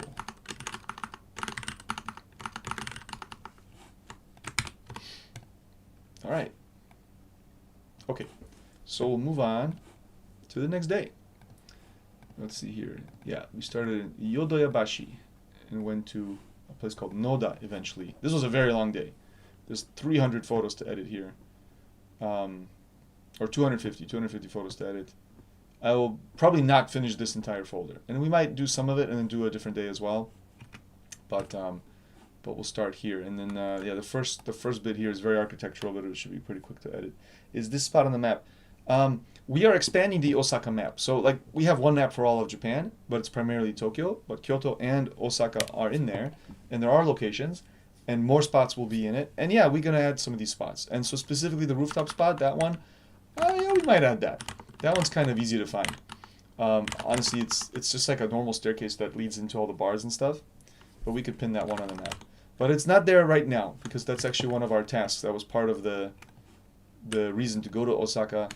In addition to coming up with new workshops, was also to, have some new ideas for the map, new spots that we could add. And on this day, I've switched to that 28. So this is the 28 1.4 for F mount using the adapter. And like I said, especially in the daytime, it's great because, or I mean, not even in the daytime, it's great in the night, of course, but it's good when I don't need to focus on things quickly, and I'm just shooting, kind of more calm scenes. And that was the plan on this day. It's to look for like architectural places, like cool, compositions, sort of like what we do on the Tokyo Metropolis workshop in Tokyo.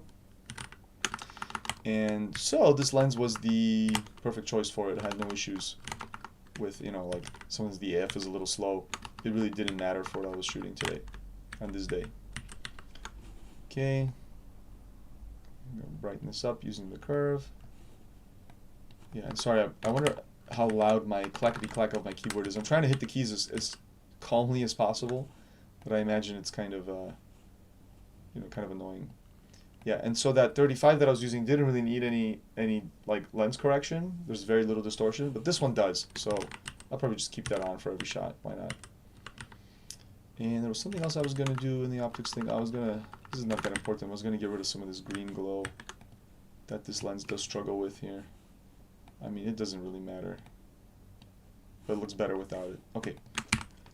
Because I happened to shoot this wide open. That was not intentional. It's just how the camera was set. And there's this moment with this driver, and I really wanted to get it, so I shot it on 1.4. Where really, it had no reason to be on 1.4 in that light. Okay. And so then for this one, we could get rid of this because it's not needed. And then for these architectural shots, I'm thinking monochrome. Let's go black and white because the colors of this building are not very interesting. It's just this kind of like drab beige sort of, tile work, but it's a very interesting building with a very cool design. So I wanted to shoot it. I found it interesting. This would have been even better with the 14, by the way. But yeah. So then on black and white, usually I just put these in the middle of the range. Yeah, 5,000 and 0. Even though these do have an effect, because if I make the white balance 20,000, look at that. This is kind of different. But let's just save this for last. And I have the edits here from the last photo in terms of contrast and whatnot. So we'll adjust those a little bit. And yeah, and also the other reason to go for black and white is like the sky is kind of drab, so it makes it look nice and kind of simple to do black and white here. And then these I zero out as well. And then yeah, we could have a lot of clarity now and dehaze, and I feel like that adds to the image now a lot. So kind of a more high contrast, sort of harsh image is what I'm going for when I'm doing these kind of black and white compositions, which I'm not that, and see even with the curve here, so I'm trying to kind of create this nice gradient that's naturally there in that brickwork, but by doing that kind of curve, it's probably a little too extreme, but I'm bringing out that gradient of light that's on the kind of, on this geometric structure here. And honestly, if I had a telephoto lens, that would be kind of cool like that. Like, that's pretty cool. That's a cool crop, But I just had the 28. I'm very lazy. I didn't want to bring a backpack all day, so I just had the one lens. And yeah, that's all I had. It's kind of neat too. Maybe something like this is kind of neat. I don't know. A lot of ways to do it. But yeah, and then usually, so what I do at the end now is just to see what's happening. I'm gonna put this on 30,000, and it just gets super bright. Then we can put it on 3,000, and it gets super dark. And it's because of how, it's actually here in the black and white mixer. You can interpret how different colors get converted to black and white. Right, like see this building's mostly yellows, so I can make the yellows brighter or darker, and it affects a lot of the building. But I tend not to mess with this unless it's like something very specific, so we'll just leave this alone because it can be really overwhelming with how many options there are there. Okay, let's copy all these settings over, and even this extra building here, which is a different building, but we'll check that out. Yeah, Luca's shooting black and white. Yeah, I know, right? It's crazy, right? But I made a decision recently when shooting these kind of architectural photos that they look cool in black and white. You know, I got tired of trying to edit them in color. They never come out how I want them to, and you know, if the light's not right, and you know, they're like these gray colored buildings, so then okay, let's just go black and white. So I tend to do architecture in black and white these days.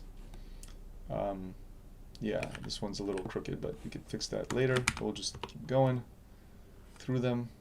That's probably the best one. I like that a lot. This is cool, also just getting the pattern from underneath. Very nice. This one could be a little brighter. Maybe a little more contrasty. Oops. Yeah, something like that. Do you usually use f6 or more during the day to get more details? You mean like for the aperture? Yeah. So right now this is f8. So yeah, f8's kind of my go-to in the daytime. But again, I don't hesitate to change it. Depends what I want to shoot. Sometimes I do want a soft look, you know, like a shallow DOF, right? So then I will have no issue going to f1.4 or something like that if I need it. Okay, very nice. Okay, that's kind of cool too. I'll move through these quickly. I just want to see how they look, but I'm not going to fine-tune them. They all look fine. And then there's this other building here. There's a different building, but you know, it could be the same edit. It's the same light, right? This is what it looked like in color, right? So there's, you know, these colors are not very interesting. This is why I've kind of gravitated towards black and white for this kind of stuff, because it just makes sense, right? For this kind of thing, it's more about the form, and you can really up the contrast. Like if I kept the contrast this high, but went back to camera neutral, it just looks kind of weird, you know? Like these colors are a little too intense with all that contrast. But in black and white, it's fine, right? So hence that was my reasoning there. And then we're gonna just crop out that extra little building up there in the corner. Nice. Okay, and now we have a street scene. So I'm gonna copy the settings over to this one too. And then this one I might also do black and white, because even though it's not architecture anymore, it's very architecturally, you know, focused, right? Actually, I'm gonna open up the rest of the photos in this series first, because I think there's a better one that I would rather edit. We'll go all the way down to here. Yeah, I love really contrasty black and white too. Yeah, I agree. I mean, it's just so satisfying to look at. I love the work of what's his name, Sebastião Salgado, amazing photographer, and his black and white. He only shoots black and white, as far as I know. And I always liked it. I always liked the work, but I always thought, I'm not gonna do that. I like color. I'm gonna shoot in color. But yeah, I've made some exceptions. And like I said, when it's something like this kind of architecturally heavy environment, very bland colors, I just think, you know what, black and white. It's better. It's kind of fun. It's fun to edit too. I get to do something kind of a little more rough around the edges. I can like kind of go harder on the edit. You know, like emphasizing, like here, like putting out the clarity high and the dehaze really high and creating this kind of, yeah, like a crushed black, you know, crushed whites a little bit. I like that. It's fun to look at. Okay, and just again for reference, here it is without any edits. It's okay, but it definitely needs some contrast. That contrast brings out a lot of details in the image.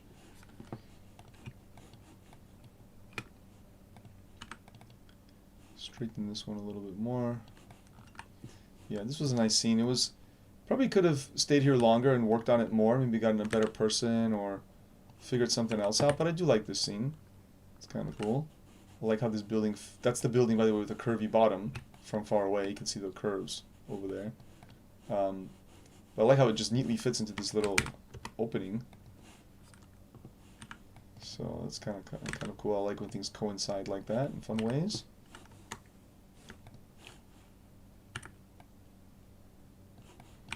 Alright, so that's probably the best one of this guy.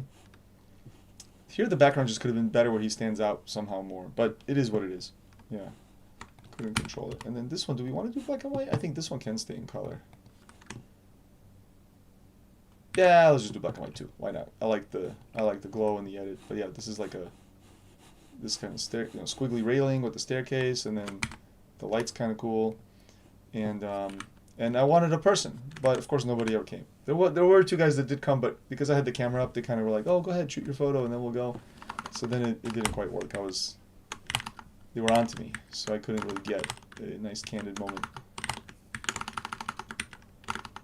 But I like this too.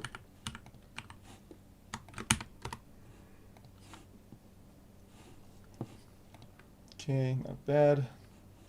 And then another one here of a building, which again I think is going to look way better in monochrome. Yeah, even the clouds kind of come out a bit more. And that looks great to me. I don't think I need to change anything there. And then there's this one. Yeah, that definitely also, there's no need to try to figure out these colors. Just get rid of them, because what we're in here for is really this geometry and this form and this contrast between these two objects, this kind of old brickwork and this more modern thing. I love trying to get these, like, the line aligned to the right edge of the frame and creating these diagonal lines from the other parts of the frame.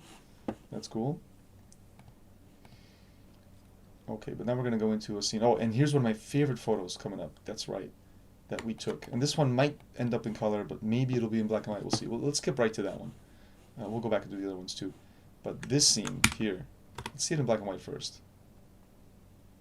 No, I didn't. I didn't copy this over. Did I screw up? Oh no. What's going on here? Ah, because I didn't open that black and white image. Let's go back. Yeah, I didn't. I opened up a later one. That one. Let's grab that one too, and then go down to here. Okay, there we go. Now I have those edits, and we're gonna paste them onto this image. Great, and that's cool. And this was like this sort of like sculpture or something. There was these two steel plates, but you put the camera in between and have these reflections, and it's so trippy. Now this one, I'm not sold on it being in monochrome. I might end up going with color. So let's edit up a color version, and then I'll compare. So this is a slightly different shot where I had the rotation, but it's the same colors. So I can edit this up just fine. Let's try a cool version. No, that's too cool. Yeah, even if I do color, which I'm kind of leaning towards, it's going to be like a desaturated color. So I did the vibrance down and the saturation down a little bit as well, and I'm still bringing up the contrast quite a bit. Oops. Oh, what did I do here? Right. There we go. It's kind of cool. What about here for this? Yeah, we need to definitely get rid of that greenness and the magenta, or make the shadows a little more magenta. And then the green channel that way, sure, but doesn't really do much, but okay, I'll accept it. And finally, play around with the curve a little bit to create some more contrast. And now, I don't know, I'm kind of torn. Because that looks kind of cool, and that looks pretty cool. Let's finish up this black and white one a little bit more. I think I can use a little more fine-tuning before I make a decision.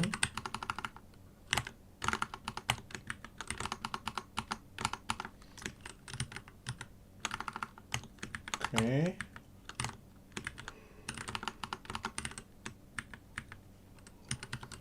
Alright, and then what about this curve? Maybe it's overdoing it a little bit. Ooh, whoa, wow, whoa, that was kind of cool. Wow. I mean, I know I've done this kind of weird stuff with curves by accident before, but it looks pretty cool in black and white. Damn, wow, that's a fun one. Looks like some kind of cross-process black and white or something. I don't know. Is that possible? Or like you throw like a bunch of acid into the bath and it does this? But I don't know. I kind of like that.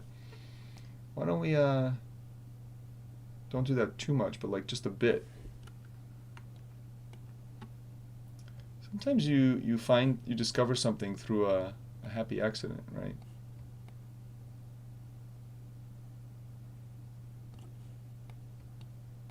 Yeah, I don't know. It's kind of interesting. Maybe something to do with the midtones here, but maybe I want to bring, maybe everything needs to go up like that, yeah. I don't know. I kind of like this more contrasty look more, because it looks more surreal to me. Like about there. Wow, really took some fine tuning. Yeah, I don't know. Maybe it's a little too bright. But we could bring, no, we don't want to do that. We can bring this down a little bit. Okay, not that much. Okay, let's go with that. But then, what if we do a lot more dehaze after all, now that we've adjusted it? Because I want to bring out more of that sky. Cool. Do you have any plans to make any more film photography videos? Yeah, okay, yeah, actually, I should repeat that, because not everybody was here in the whole stream. But yeah, that's the next video. The next video is a film photography video. It's already filmed, it's almost done editing, and it will be out next week. And I shot with a Praktika BCA, which is old East German camera. Sorry, just turning off my aircon there because it was getting hot in here. And what do you call it? I used Portra 800, Kodak Portra 800. So that was a fun shoot. I'm not in love with the photos I took. I already saw them, of course. Like I finally got them back from developing. It really goes to show me, Nicholas, that it's really hard, film photography. So I love your work, man. Your film photos are amazing, because I don't know how you do that. Like I don't know how you get them that well exposed, that sharp. I'm always struggling, but it could be because I'm using these old cameras. I think this BCA camera, especially since I was shooting around dusk and I was using it often wide open at 1.8, I think that lens is just not amazing. I think that was a part of the issue. Exposures seem good though. Anyway, what am I doing here? I want to save these settings. I'm going to do a version 1, black and white version. And I'm going to copy over these color settings to this image. And then I'm going to save them as version 2. Oops, no. Version 2. Yeah, thank you. And then I'm going to compare. Oh, I think version 2 doesn't have the correction here. Yeah, let's do that. And then let's save it again. I like that you can do this. I think in Lightroom this is easier to do automatically, but in Camera Raw you have to kind of do it manually. And yeah, see, I'm still torn. I don't know, guys. I don't know which one's going to be. Maybe tell me in the chat. Do you like the black and white one, or do you like the color one? Or are they both just crap? Maybe I'm overthinking this because it's not a very good photo. I don't know, but I like this kind of strange, surreal sort of concept. It's this thing, by the way. So you see it's these two pillars, these two like steel bits in front of this kind of... Actually, this is a better image. See, it's this thing in the middle here, or on the left. There's this geodesic dome. This is actually a shrine, believe it or not. Maybe I should have started with this, but I went straight to my shot that I like. But anyway, I put the camera in between here, so if you can actually put it in the middle there and shoot straight up. And that's pretty cool. Pretty cool scene. Okay, this image. See, this one definitely could be monochrome, right? I mean, there's no benefit of having all these colors here. Yeah, for sure. See, this is better. And this is a kind of a reflection on the side of those pillars rather than in between. But I really like that. I'm just going to straighten it a bit to get rid of... Well, maybe I want to keep that top edge. I don't know. I think it's better without it. It's simpler. Less is more. Yeah, cool. That's cool. That's a weird shot of the building in between there. Finally returning to Japan for a trip later this year. I'm planning to sign up for a workshop. Please do. That would be great. I'd love that. Thank you. Alright, and then here... yeah, pretty cool. This again could have been color, but just to show you the default, but like these colors, there's like this green plus this peach just doesn't look good. And in black and white we get to focus on the forms. The color version feels flatter somehow. Yeah, I agree for that cool one, right? For this you know, this one here. Yeah, I don't know. I'm still torn. I will decide later. I don't want to make you guys watch me sitting here for 20 minutes. I'll probably still make some edits to adjust things. This is cool. I didn't really notice when I shot it, but you can see into the shrine there. It's kind of a cool detail. Again, yeah, because it's all in the shadows. Look at that. I barely could see it, but we can bring it out. Very nice. This is pretty cool. This is a case where maybe we could do something like this and actually darken this left side a little bit.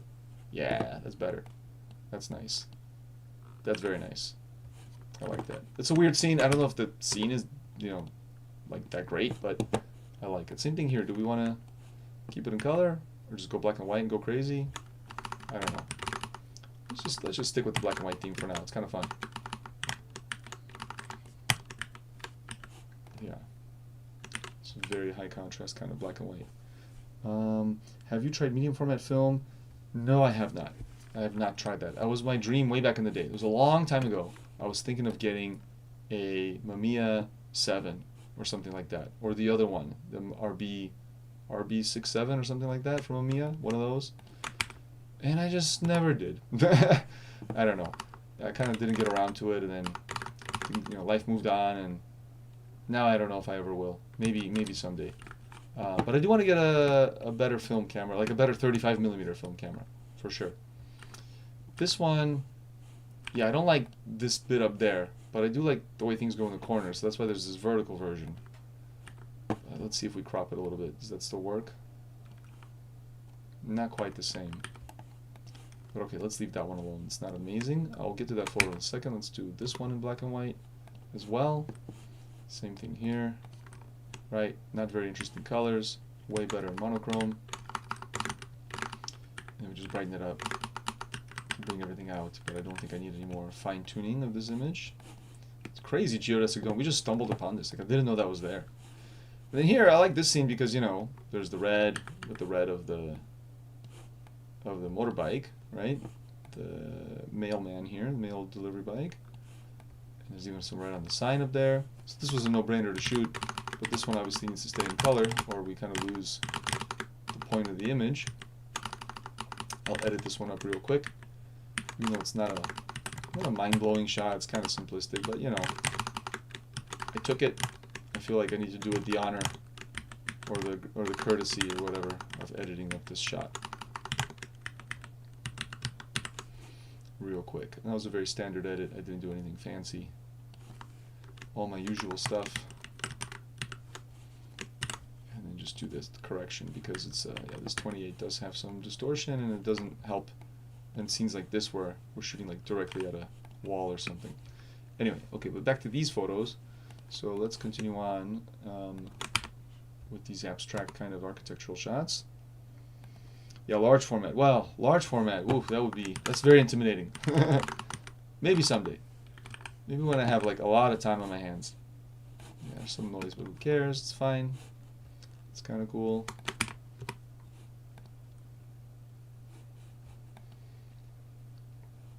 Now see, this I went wide open for these. So this was f8, and then this is f1.4. That's nice, you know. And then we go back to this. Should I use these settings to be precise? Because this is the same concept, right? This one's obviously a little too dark. Well, actually, I kind of like that really dark version. You know, maybe it needs some darkness in it. There we go. Yeah, very gritty. Looks like we're looking up from the underground, you know, the big city, like in some sci-fi movie where the mole people live, you know, out of sight, and then they only get to see glimpses of the rich people city or something like that. I don't know. That's what I like about photography like this. Like it just allows your imagination to go, right? And I think that's why I photograph things that have a particular mood or feeling. I care more about that than anything. Like if I feel something when I shoot the photo, then that's good. Oh, there's more of these shots. All right, more variations on this. I'll try it again. This time I tried an angled one. Yeah, I think the black and white one's going to be the way to go. That's awesome. That's really cool. It's so weird how it reflects so many times back and forth. It's like an infinity mirror effect. Okay, let's apply it to these. Yeah. Also cool. And this one's big aperture. That's right. Also interesting on 1.4, and I focus somewhere in the middle here, like on the edge of there or something. Yeah, I focus on the tip. That's where the focus is, but then other stuff, like this line is in focus too somehow, miraculously. Yeah. Very cool. And then the question is, do I keep it vertical or, right? Because these are actually the same shot, but but one of them is, right, more or less the same, right? Slightly different. But I think it's fine. I think it's good that there's some variety then. Like I have vertical ones and I have horizontal ones. All right, cool. Kind of like that one. And I like that one too. Just labeling stuff for later to remember that like these are the ones I liked the most. Okay, let's move on from this batch to the next thing. I highly recommend a Nikon FM2 or F3. Yeah, I was thinking an F3, right? But I'm actually probably going to get an F5. And the reason is I want autofocus. Because I can do manual focus. I know how to do it, but I like autofocus. And I have that lens I just talked about, the 28 1.4 E. I keep talking, the one I'm using, the one that this was shot on, and I want to use that with a film camera, but I want to use it with autofocus. So I'm thinking of an F5. But an F3 is tempting because that's a cool camera. That was like one of Nikon's absolute classics. Yeah. Oh, you have an F5 as well. Wow, look at you. That's nice. Yeah, they're cheap. Like they're relatively affordable, is what I should say. I mean, like on Mercari, I found some for like 50,000 yen. Very reasonable. I just got to get around to it. That's all. So this was like there's like a kind of a pond around this, you know, like a little reflecting pool around this shrine, and this photo's actually upside down, right? It was shot like this. There's like this kind of circular structure, like a railing thing, and I saw the tree reflecting, and I flipped it over because I feel like that's the way it looks right, because the tree's right side up. And that looks pretty cool in black and white. I love it. I don't like this lily pad here. This is actually made of steel. It was like a little sculpture in the water. But I do like this overall scene. But I'm not gonna work with this. Let's just move on. This is fine. And then way too much contrast for the black and white one. There's Alberto over there trying something with the you know, the geodesic dome here. So we're gonna tone this down a little bit. It's a little bit too extreme now. I think it's the, yeah, exactly. It's the dehaze that's kind of going overboard. And also maybe the curve is a bit much. Yeah, we don't need quite so much contrast on this image. And then, sorry Alberto, but I'm going to crop you out, because you're not really adding anything there, buddy. All right. Okay. But it's just, you know, it's mama, as we say in Japanese, mama, like so-so. You know, I just wanted to capture this because I think we will bring people here on this workshop. I think it's a really cool spot. How does it look like in color? Yeah, let's just leave it. What if I just do camera standard? Yeah, see here the colors, like, I don't know, and then there's like, you notice the background more in color, like these flowers that pop out, there's a bit of red, there's the yellow thing there, but in monochrome, all that stuff disappears. And since we're really focused on the form here, I think it makes sense to do monochrome. Yeah. You tried something once, like in terms of shooting on film? Yeah. But yeah, but the next video should be fun, even though I'm not super blown away with the photos I took on that video. It was a fun shoot, and we don't only focus on shooting, I talk about some other topics as well, so yeah. Okay, and then I shot it from this angle. Okay, I think we can move on. These are not amazing. I will fine-tune these later and choose one of them that I like, but yeah, let's move on. Yeah, let's see here. These, oh, okay, there's a cool batch coming up. Oh yeah. Okay, so I'm just gonna edit these real quick and get them out of the way, and then that next long batch of those colorful shots, that's gonna be a fun one. This one I'm curious what it looks like in monochrome. It's kind of cool. Let's leave that one like that, and then I'll edit up this one, and then we'll compare if I like the colors more in this image. But here, like, I can make the colors work. I think that pink makes sense to some degree with this kind of monochromatic scene. Alright, a little cooler. I think actually just 5000 is fine. And then a little bit greenish like that, and then we're going to make the colors up a bit. And then, yeah, we can make the shadows a little more magenta.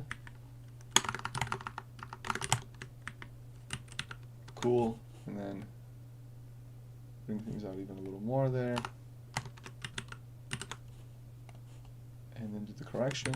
And you know, I kind of like these colors. This sort of pastel, kind of greenish sky. Yeah, so this kind of works. I don't think we need to do monochrome for this. Let's keep it color.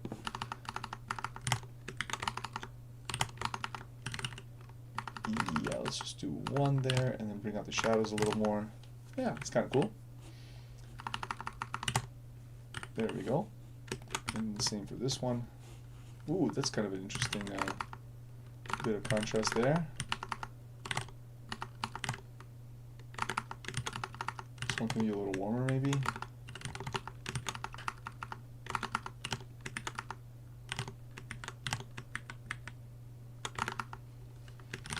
There we go. Nice. Used to have a Sputnik medium format stereo cam. Wow. Okay. 6 pics per roll. Sounds expensive. Yeah. In addition to that Praktika BCA, which I got from my dad, used to have that, you know, when I was a kid. I remember him using it back in Chicago when I was growing up. But yeah, recently he gave it to me. He's like, "Do you want this?" I said, "Sure." But he also gave me another camera that I didn't even know he had. I guess he dug it up somewhere. He found it in Poland at our old house when we were cleaning up my grandpa's place. And it's a Smena. It's a Russian Soviet camera. Smena. I thought about doing a video about it, but like I took it out of the box. It's this very plasticky thing. It smells kind of funny. So I was like, whatever. So I'll just keep it, you know, it'll just be around. I'm not so interested in shooting with like every random camera. But the BCA was fun. That's going to be a video that I think you guys will enjoy watching on the channel next week when it's out. I'm going to put the finishing touches on that video after we're done with the stream, actually, after I have lunch. I'm going to work on that video. This scene's just okay, not amazing. What is this? Oh yeah, this was another... There was like kind of a moment here. This guy was carrying these flowers, but I think I was a little too slow. Well, I just noticed, I like how his shirt, or whatever, jacket, has this check pattern and then the bricks are there. That's kind of cool. I like this photo more now. There's more of a coincidence now with the overall scene.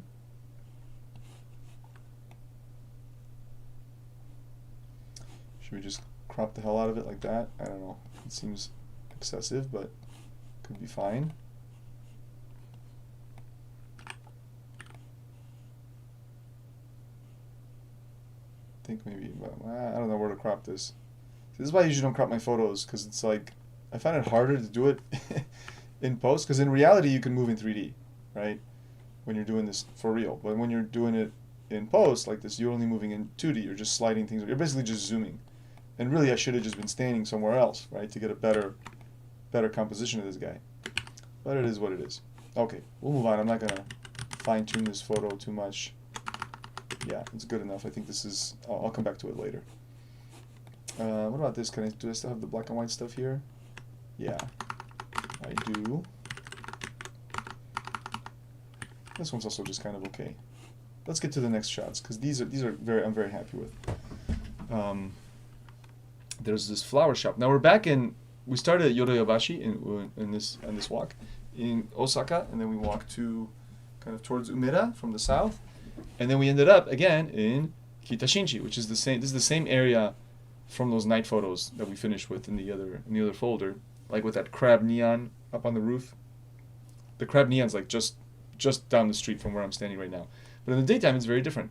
And so one of these I really like. I mean, it was really hard to get a good subject here, but I love how there's the window with condensation and there's a flower shop in there, and the light was such that you could see people on the street and get this kind of effect. So this is definitely staying in color, although I'm really tempted to just see it in monochrome for a second.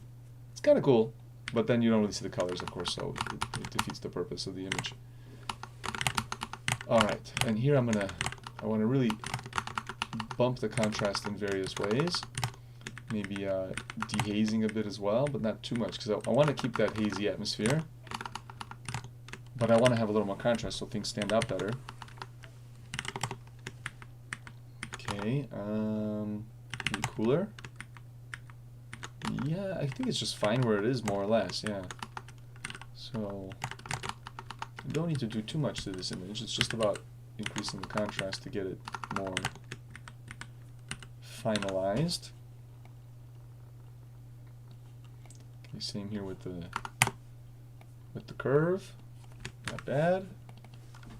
Does it need a straightening? No, probably not. It does feel like slightly crooked for no reason. Okay. Now, yeah. Now, could I have gotten a better subject here? Yeah, probably. And I wish that sunshine back there was more in the middle here. So, because when people were in the middle, they kind of blend in with this dark area. But it's a fun shot. Like, I like this composition, or not composition necessarily, but the concept. It's a fun one. Yeah, this one, I think I shot intending to crop. Although, I don't know. I'm just trying to get rid of that pot on the left. But, yeah, maybe that's kind of better. And you can actually see me in this one, because I did this really quick. There I am. Here I might crop the other direction.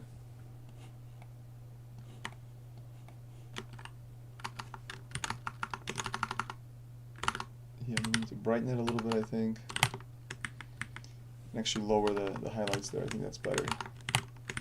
Maybe I'm overdoing the contrast on this image. And then it should be a little warmer, I think. Okay.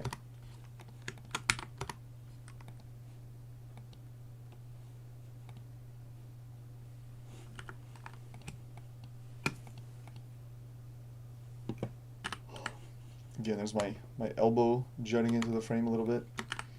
Yeah, but I don't think I got a really mind-blowing framing here. Like, I was kind of struggling. I waited a long time. Nobody really walked by that really worked. Like, if this guy was on his own, maybe it would have been better. Yeah, these three guys, kind of three people at the same time, but sort of messy. But you can see the potential. The guy in the bike, I often say that in workshops, where we'll try a scene, but things just don't quite work out. And then I'll just say, yeah, but you can see the potential. I think that's true, it's important. Now let's see, I wanna have all these settings. I wanna have these settings on all of them, I should say. And then even this one. Yeah, why not?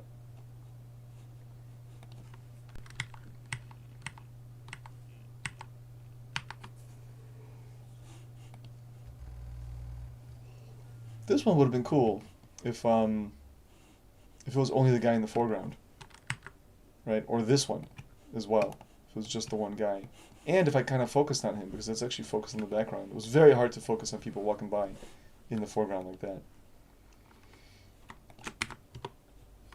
Alright, let's finish this day. As you see, I took a lot, and I'm sure I'm going to whittle this down. I'm sure I'll delete some later too that I don't need, because there's no need to have all these similar photos.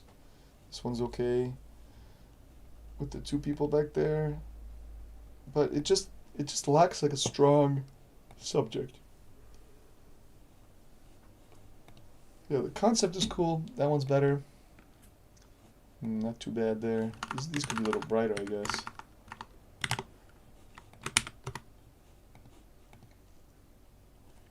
Maybe that's the best one. I don't know. What's going on here? Oh, and there was a guy carrying orchids, right? He had these two big stacks of orchids. But again, I didn't really focus on him. I focused on the window here, it seems. Which does also kind of look cool, though. I mean, there's something interesting about that, too.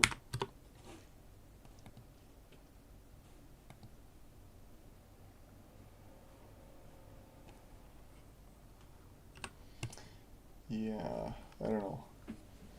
Kind of regret I didn't spend even more time waiting here, but like I said, we were there for a while, and it felt like it was time to go on. All right, how are we doing here? How many people? Currently 27. All right, awesome, and 27 likes. Thank you. Beautiful. Okay, let's go back. Let's keep going. It's now almost 1 o'clock, so I'll do probably let's do like 10-15 more minutes. I've been at it for about 2 hours already, right? Where does it say the amount of time here?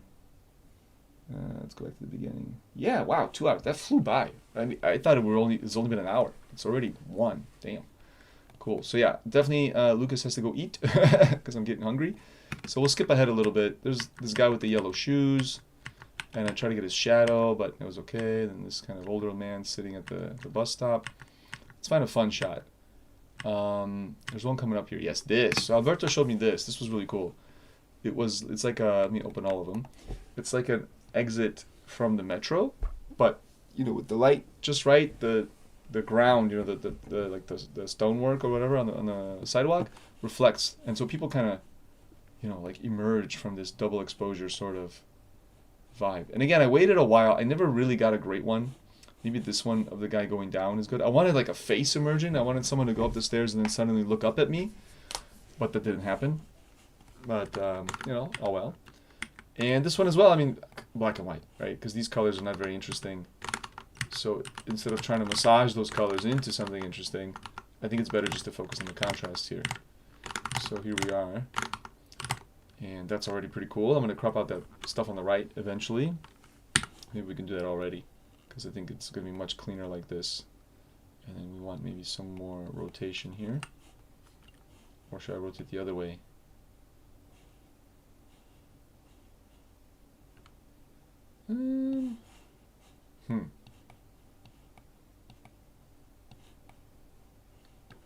Maybe like that. That's kind of cool. All right, but then don't want to do that. Okay, let's continue with the edit. Like I said, I usually just neutralize these, so I don't have to worry about it. That's also fine. Okay, then we're going to do this stuff definitely up to increase that contrast and show those details and textures. And then finally, we're going to do the curve.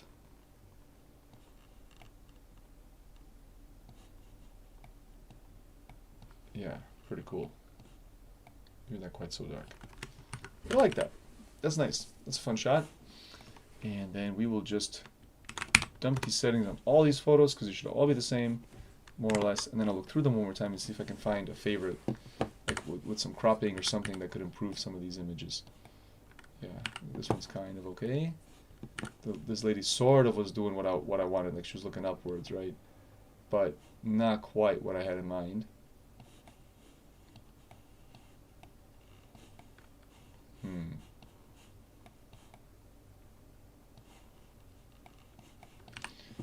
Okay, and then this gentleman coming up. Yeah, this is cool.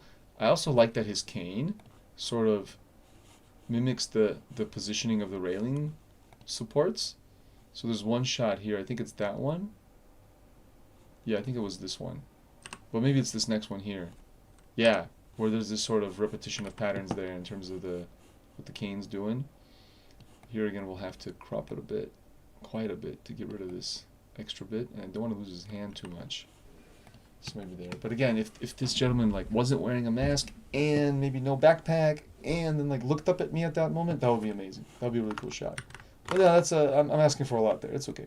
That's just how it is in street photography. You gotta wait. You gotta be patient and try again and again. So yeah, but this scene definitely will end up on our new Osaka workshops because it's interesting and it was fun to work with. And I was like, when Alberto showed me, I was genuinely having fun. I was like, okay, cool, yeah, this is awesome. And I wanted to stay more. And I feel like that's a good sign, right, of what is a good kind of scene that we could work on together versus, you know, scenes that maybe don't work so well in workshops. There's also this idea too that Alberto mentioned to me is like having people's legs really big or somewhere in the background and then people, you know, down there. And probably this is the best one I got. I didn't get really an amazing one. Oh, here we need to crop out those other people in the background there. But it is kind of fun how this you know, worked out like that. It's a weird little juxtaposition. But it's far from perfect.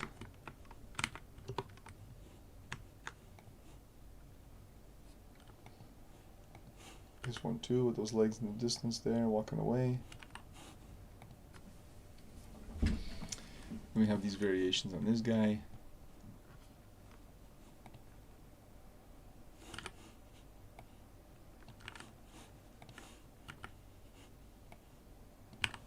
Yeah, I don't know, but let's move on. Okay, great. That was good though. I'm happy with those overall, and I'm sure Alberto will go back and get better shots of it, and we can put those on the workshop page. Okay, let's see here. Anything I want to skip towards in the last few minutes? There was this guy going out. I wonder if there was some really great shot. Sorry, I'm just like blasting through this. This is we're having a coffee break, and then this lady at the end of the counter looked nice. Guy carrying rice.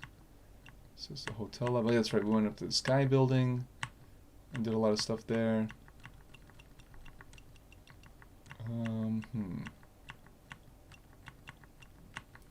Yeah, a lot of architectural shots like this, like just trying to play with angles and lines.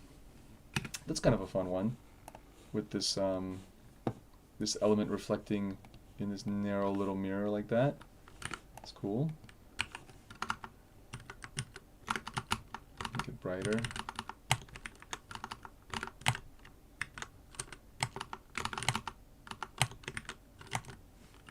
Yeah. I don't know.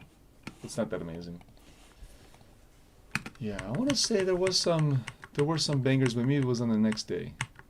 Yeah, we spent a lot of time on this day doing, as you see, like architecture. We found a building with the highway going through it. That was cool. Found a cool little view of it from an office building across the street. Yeah, and then we ended up in some nightlife areas. Well, that's kind of a cool shot. This like pool hall. Let's edit that one. That's a fun one.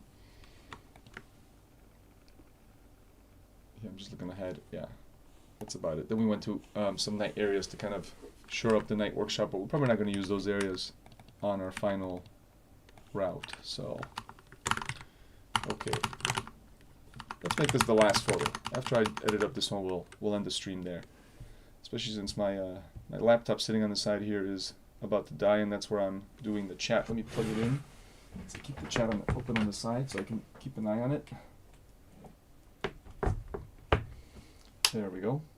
All right. Let's see here. Pull this off a little bit, maybe. Definitely make it more green to bring out that green of the pool table. And then here we can dehaze a little bit. I shot it through a very hazy window, hence that huge glow on the lamp above. correct here as well. A little bit of contrast there. Okay, so we went from this to this. It looks fun. And then it was a funny moment. At first I thought the guy like messed up because the ball went like flying through the air. But I realized that he was trying to jump over those two balls, the pink and the red one. So this guy's actually like really good. I thought he was really bad. Because like when I play pool, yeah, stuff just goes flying sometimes. And then yeah, I don't think he you know, made it in the pocket, but still, you know, he got it flying. I like the poise in his eyes there. It was kind of a cool moment. Yeah, when he looks up from the shot. So it's like, I feel like that's the one. And maybe we gotta crop it just a bit. This is kind of a cool retro moment. Some like little pool hall in an area called, this was in Noda, I want to say. Noda is the area. It's kind of in the west part of Osaka. Like I said, a bit of a nightlife spot. Yeah, but it could have been another one. Like Kitahama or something. No, I forgot the name. Anyway, or Fukushima. I think there's a neighborhood called Fukushima. It might have been there. But alright. Cool, guys. So, like I said, that's the last shot. We're going to end it there. I kind of ran out of energy there at the steam at the end. I was sort of breezing through stuff. I think 2 hours is a long stream. I think 90 minutes was good. But the beginning is good. And we talked about some interesting things. There were some good questions. So I hope people do go back and review it. And yeah, once again, big thank you to the people who gave a tip during the stream. That was awesome. Very unexpected. Very nice surprise. Thank you so much. I'm going to end it there, guys. So I'm going to say it here in the chat as well. Thank you all for watching. And then I'm going to say, we'll end it there. I'll see you in the next one. And remember always, challenge your eye.